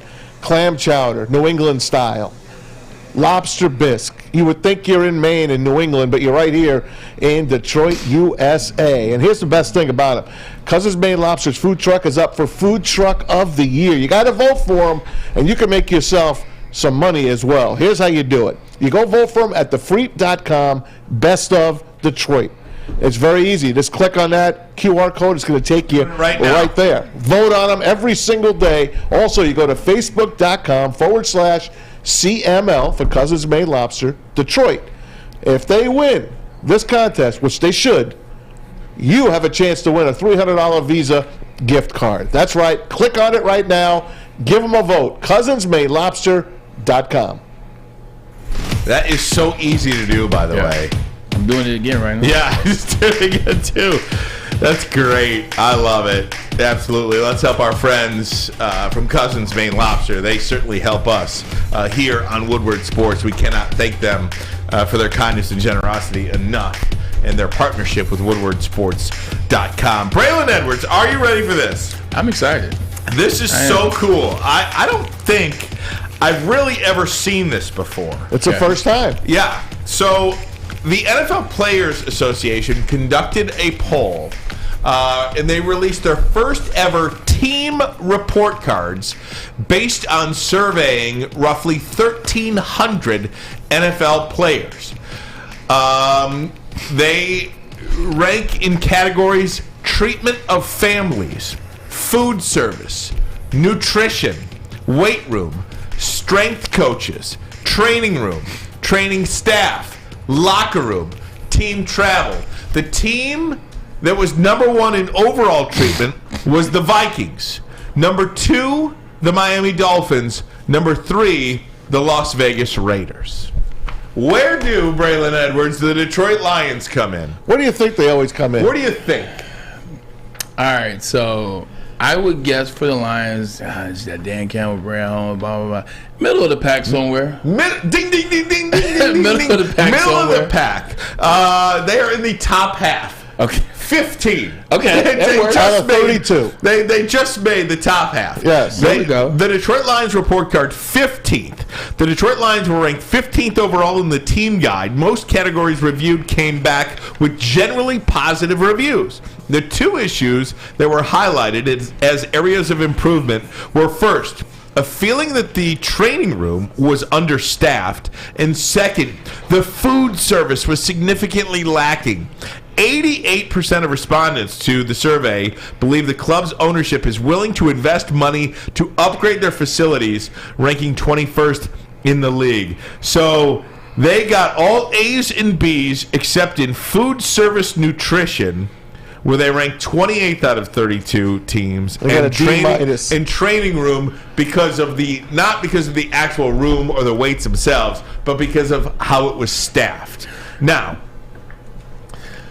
food service nutrition, if you are the chef at Allen Park, I mean, are you being shown the door today? Yeah. Like, you're talking D-minus out of all of these things that truly, really matter.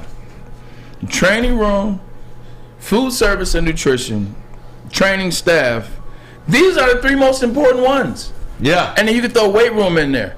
Yeah, but the weight room is that the weight room staff, or is that the weight room itself? They're gonna have a state-of-the-art weight room. Everybody does. High schools have state-of-the-art weight rooms now, so it's not. We know they're gonna have that.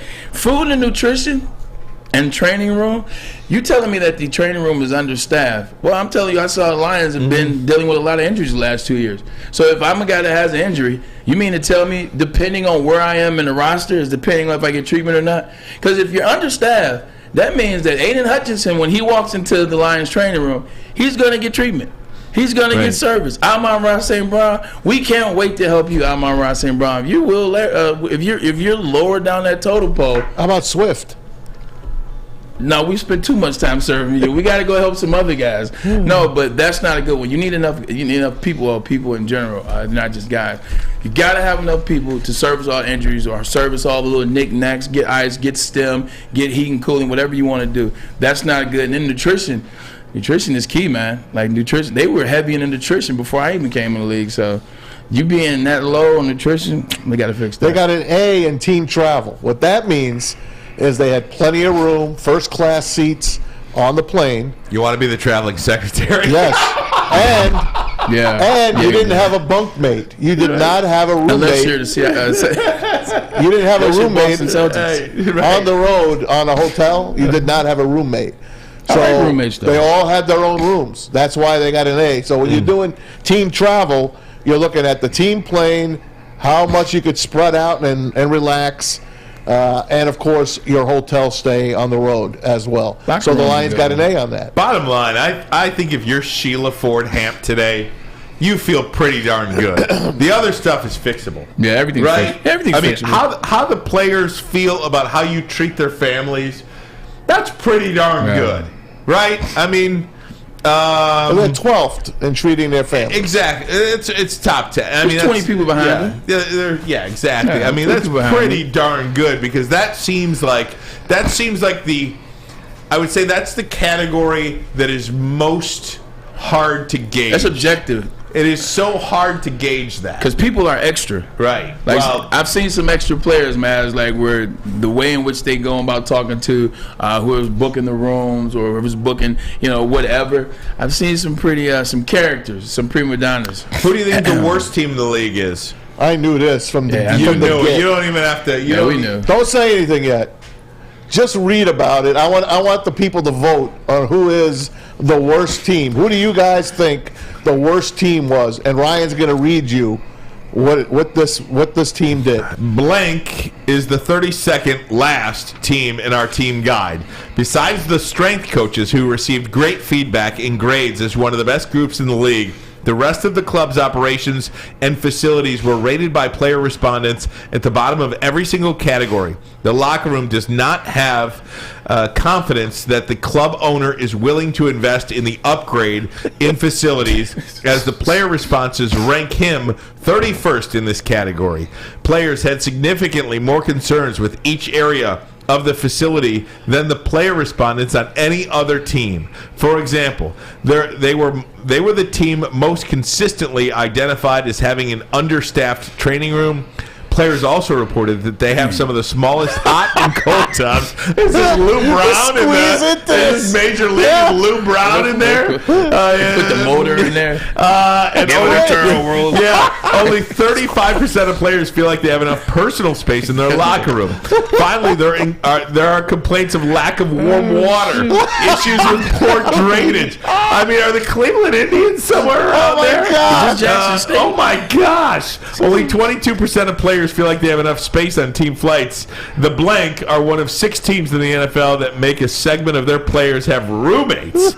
If you suck, you have a roommate before games, and one of 7 teams in the NFL not to offer their players first-class seats. I got an answer. Go over the grades. I have an answer. Who it has to be. Treatment of families, F. Food service, D+. Weight room, C+. Strength coaches, A+. Training room, F-. I've never seen an F- in my life. Training staff, There's more. D. Locker room, F-. Team travel, F-. Ladies and gentlemen, if you have named the Washington Commanders, you are the winners. Oh my God, bro! You are the winners. Here's the funny part on our chat. This is horrible. It's the Commanders leading the way, and you know who came in second for them? The Cardinals. And guess what? They're 31st. We'll tell you what they do to their players. I thought it was next. Cleveland's in 05. But first, a message from the Folding Warehouse. Even the Folding Warehouse has better locker rooms than the Washington Commanders. Get down to Hamtramck, folks. 2 ways to play this great game. $12 unlimited open play or a private lane reservation for 10 or 12 of your friends. You get it for 2 hours. It runs you $120, less than $10 per person. They got multiple full bars, over 100 beers to offer you on the menu, and the $2 mystery beer machine. Get your full on at foldingwarehouse.com. It's a great day to get some Centron in your life. Okay. There it is. Centron, here we go. Gotta grab the cranberry. Oh wait, it's 2 for $4. Gotta double up with the classic as well. Centron World, baby. Centron, available at select Kroger's, and if you want to know how, go to @CentronWorld.com. You get dope like me. You know what? Why wait?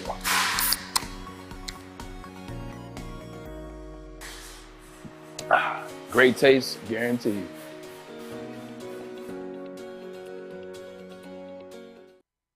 You're about to be shell-shocked. The catch of the day is in. Big Boy Seafood Fest is officially back.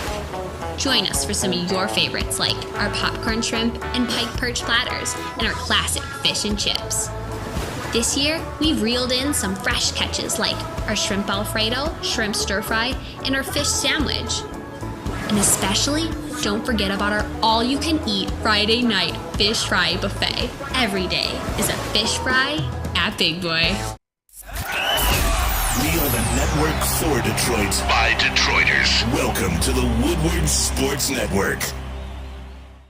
Now is the best time to join Planet Fitness. The gym that has always been known for being clean is now cleaner than ever. With tons of equipment, a full body workout in the 30-minute circuit, and all memberships include fitness training. The best part about all of this, you get it all just for $10 Only a month. $10? Yes. Sorry, I didn't realize my microphone was on. Sorry. I was making faces. Only $10 a month. Trust me, I know. You were talking about the Commanders. They don't have all the good things that Planet Fitness does. I know, Exactly. Ryan. I know. Exactly. Yeah, okay. Look, Planet Fitness has more than 50 convenient locations around the metro Detroit area, so no matter where you are, there's a Planet Fitness nearby. Join in club today, or always check them out online at planetfitness.com. Just talking about the Commanders and how stinky and smelly and crappy and poopy they treat their players. I mean, this guy is a downright. Oh, congrats, Eric Bieniemy, on your new team. Yeah, it's just what a pig this guy is. Can you be Eric Bieniemy and read this today? Oh my gosh. And we were just talking before, like what's happening with Daniel Snyder and the investigation. I do think ultimately they're going to kick him out. I think they're going to kick him out. Done. He's done. And Maz, you were talking. You want the book. You want the tell-all book. I do want the Jose Canseco Juiced book. Yes. Because at the time, Jose Canseco was the biggest POS, and nobody believed him. Everybody thought he was lying. He was the only honest one. He was the only truthful one. Yep. You know what I mean? Still to this day. Right. It's all swept under the rug in baseball. He's getting, but then there also isn't the district attorney, the DA of DC. Aren't they pressing charges on, or aren't they suing, or they did something? A lawsuit. I mean, he got a $55 million. That's what I was talking about. A lawsuit. $55 million loan that he took out. You know what else he did? He charged the team $4 million a year to put the logo of his team on his plane. He charged them, plus he paid himself $10 million a year. That's as an owner. It's great. That's illegal. That's amazing. They said he used the team like his own personal piggy bank. Wow. What a terrible person. It ain't cheating if you got it right. What a terrible person. Let's go to the great Cardinals. So here's the Cardinals, okay?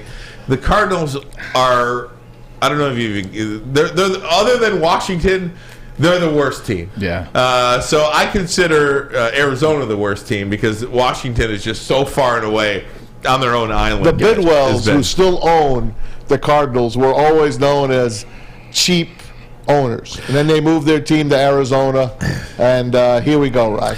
4 F minuses and an F, by the way. The Arizona Cardinals ranked second to last in their overall score in the 32 NFL clubs. The NFL locker room does not have confidence that owner Michael Bidwell is willing to invest to upgrade the facilities. He ranks the lowest in that category across the league. The responses that provide the bases for that characterization include the worst-ranked weight room, which some players feel is a safety hazard, an outdated training room and locker room, and a policy of deducting dinner from players' paychecks. What? You get Should charged for players meals? want to get food from the facility? The consistent sentiment is that players' responses with the ownership does not provide high-quality workplace facilities, and club policies reflected the lowest rate of confidence that current ownership is willing to invest and make upgrades. Here's more on That's the food. crazy. Ready for this? Mm-hmm. If players would like dinner, it will be boxed up for them. But players reported that the team will charge you via payroll deduction, which you said. Payroll This deduction. is apparently the only club that does this. Here's another one. Players reported that if you work out at the facility after the season's over, the team charges you for every meal eaten at the facility. The only team in the league to do this. And because of this, But you Braylon want me to be there in Edwards- the off season. Correct. But you tell me, in order to show proof that I'm a part of this team, I got to be here in the off season. But you're paying for So your food. let me ask you this. Yeah. Legitimate question here. When you hear all this, does it help reshape your mind in your opinion as to why Jonathan Gannon was hired as head coach? It does. Absolutely. It to does. me. If I'm a head coach where I know I'm going to get one shot at this thing, or I'm going to get one shot at this thing, I am not playing for this owner. Oh, I am not 100%. coaching this football team. I am not touching that organization. You saw coach after coach after coach pull their name, pull their name, pull their name, Everybody was talking about Jonathan Gannon getting hired by the Arizona Cardinals. He might have been the only guy that said yes. Which is crazy because at one point last year we were talking about the Detroit Lions, talking about Dan Campbell, 3-13-1 and then 1-6. We were talking about maybe he was the only guy that who wanted the job for the Lions. But this is a real situation. A lot of my former friends that have played for that organization, whether it's Kerry Rose, whether it's Larry Fitzgerald, whether it's Steve Breston, shout out to Michigan, they've all had nothing positive to say about the organization. Larry Fitzgerald played there forever and a day. And he had nothing positive to say about the organization. You just look at that organization from top to bottom, the coaches they've hired, the players they've brought in. You look at how they're a cultural identity mess.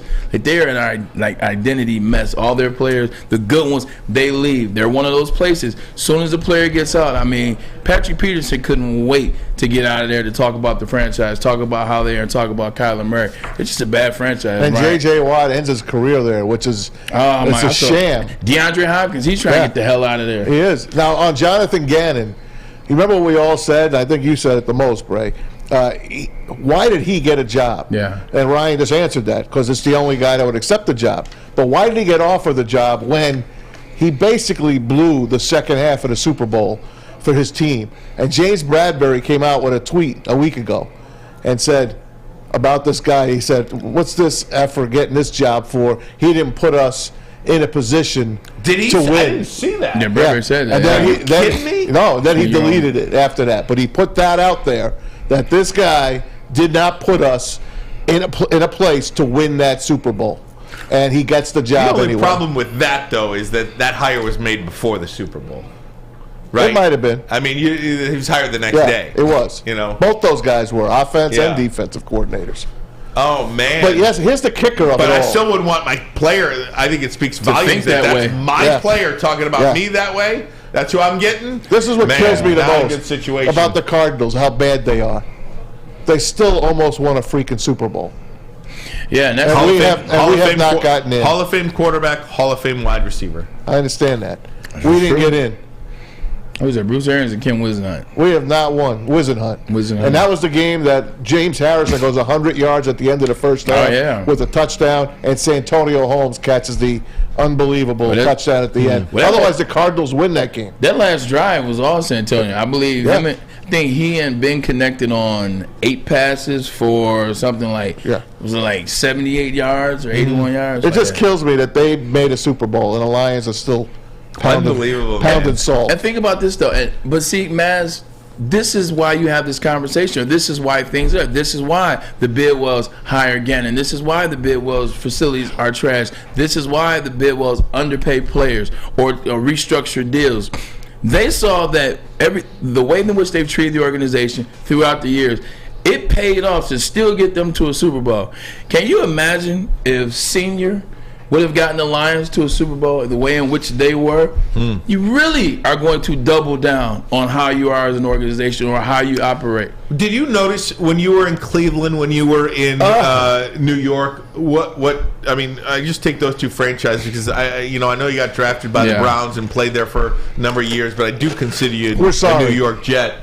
Did you recognize right away the treatment of the players, the facilities kind of was? Well, yeah, because when you're going through that draft process, you go to different teams to interview.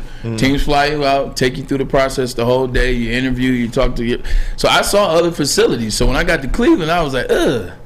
I'm like, this is it? It's in Berea. Like, Berea is like some little, like, industrial. I remember Berea. Berea's horrible. That's right. When you were to leave, like, Berea's horrible. Then we had this huge staph infection outbreak in 2005. I remember that. And 6. Yeah, I do too, because it's on my elbow. Did that too. I got a scar on my elbow from here to here. I had to have surgery. Joe Dravicious sued the team. Yeah. Kellen Winslow. He almost died, didn't he? He did. He did. And then Kellen Winslow sued the team. I was the only idiot that didn't. But that was going on at the time. Just the upstairs people were just, it just was bad energy. It was bad juju. It was bad vibes. Then I get traded and I go to the Jets. And I walk into this $100 million facility. I'm like, hallelujah. Like, it was just beautiful. The people were different. The food was better. The fields were better. The weight room was more expensive. The stadium in expensive. Cleveland is a pretty nice stadium, isn't it? You know what? I've been there a few times. It's not bad. It is not bad. If I said the Cleveland Browns Stadium, it's not Cleveland, it's First Energy, I think. Yeah. If I said First Energy Stadium was bad, that would be me hating. It's not a bad stadium. Yeah. It's not bad. It's in a good spot. It's right off the water. Yeah. That's the best part of it. That's the best part. The fans, I hate them, but they're diehards. By the way, Philip C on the chat. I got to get this one in for Braylon. Seattle and the Jets were top notch in terms of this process. Seattle and the Jets were top notch. Philip C wanted to know, why can't millionaire athletes buy their own food? Well, because one, they've been providing meals for players forever.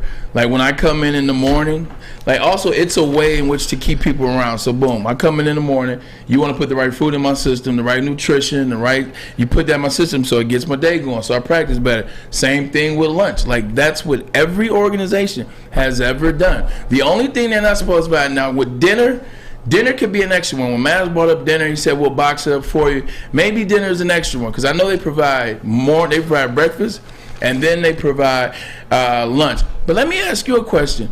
Your franchise is estimated at $5.5 billion. Boom. Why the hell do I have to pay for nutrition? Why the hell do I have to pay for a meal? No, why? You shouldn't. Why should that even be a question that you got to ask? It goes right back to the question with fans. When a player does something or a player leaves, the player takes more money. You punish the player for wanting more money, but you never talk about what the owner makes. You work for Google, you're not paying for your meals. You just it's your googliness. Listen, why should a millionaire player pay for his food?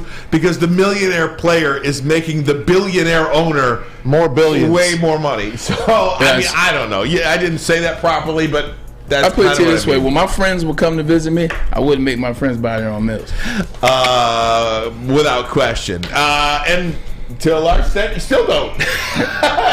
Generous guy over here, Braylon Edwards. Hey, Les Stanford has expanded into Ferndale. Oh, Les. Les Stanford, a trusted name for over 50 years. Les Stanford Buick GMC. That's right, 2 new GM brands. They got them. Les Stanford. Same great service that customers have come to know. Go check them out on Woodward, just south of 9 Mile. And, of course, if you're looking for a Chevy or Cadillac, Les Stanford Chevrolet Cadillac on Michigan Avenue in Dearborn, standing strong for over 50 years. Family owned and operated. Find the brand you want under one umbrella. LesStanford.com. LesStanford.com. Find new roads. Find them.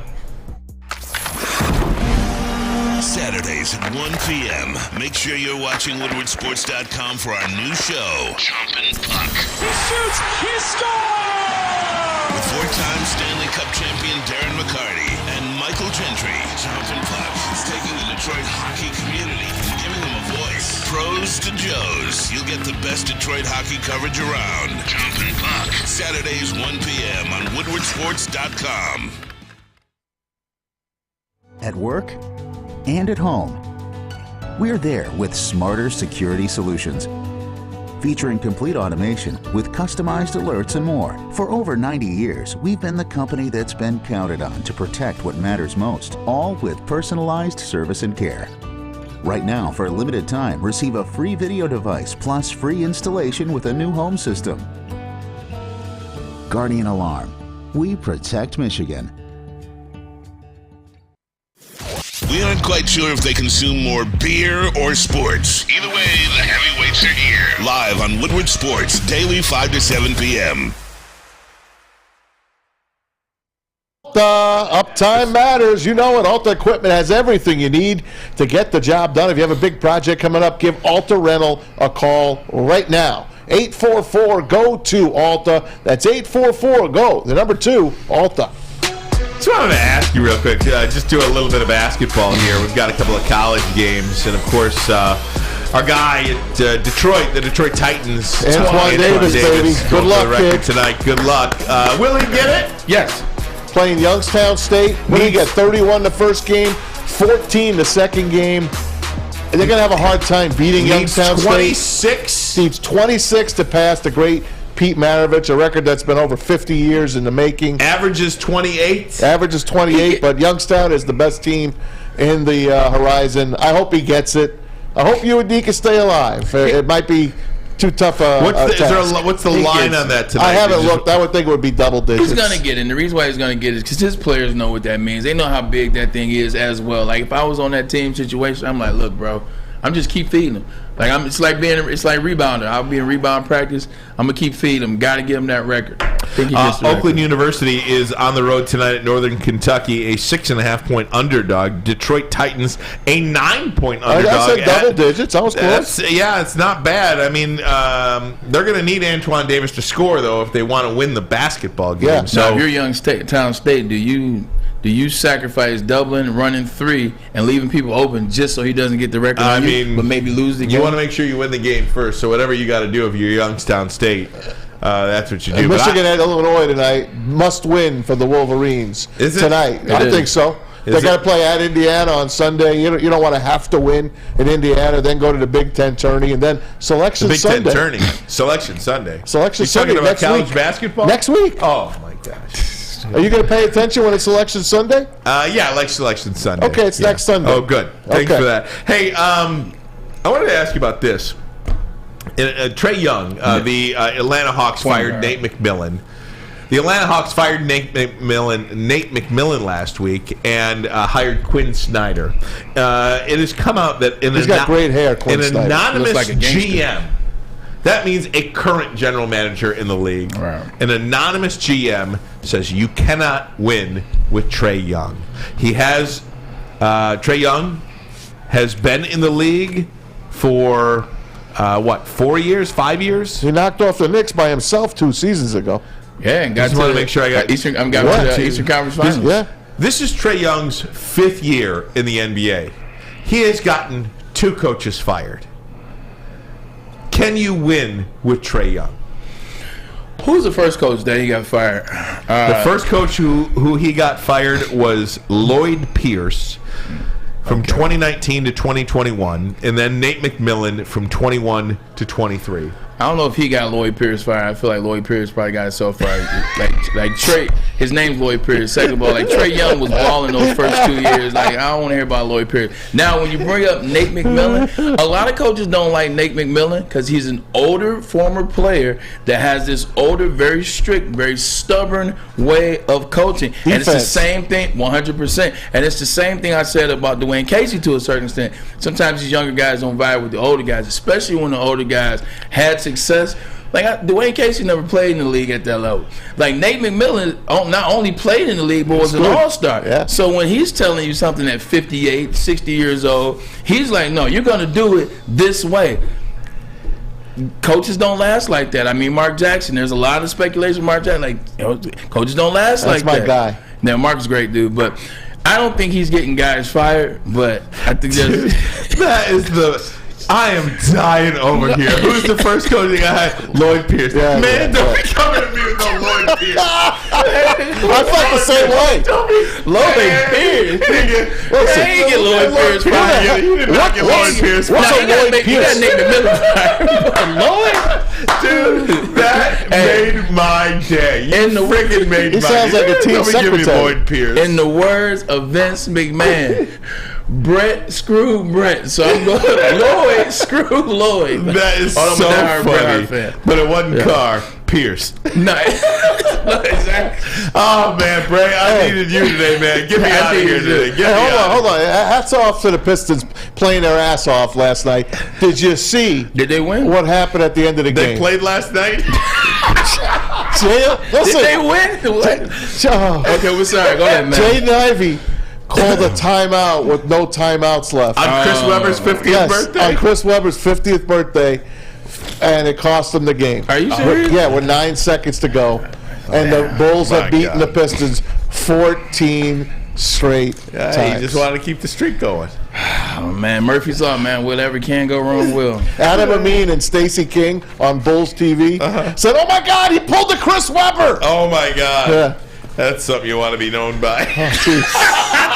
I just had to get that in. All right, Bray, get us out of here. Yo, hell of a day, man. Yo, thanks to T. Foss for getting the show kicked off on the right foot, man. A lot of fun talking to Terry Foss. He's one of the legends around here, man. Just good times chatting with you guys today. And we're trying to make it more conversational and just laid back, man. I think you guys in the chat are helping us do that. Maz and Ryan, you guys have been electric lately. JB and Fletch, as always, You ready to go home now, Fletch? You tired? It's been a long day. Oh, man. Me Fletch too. just wants to go to the bathroom. You know what, Fletch? Poor We'll guy. get you Let out him here go. then. See you guys tomorrow, Friday, last day. Make sure you download the Woodward Sports app in the App Store and the Google Play Store today. Take Woodward Sports with you wherever you go and listen live on your phone or mobile device.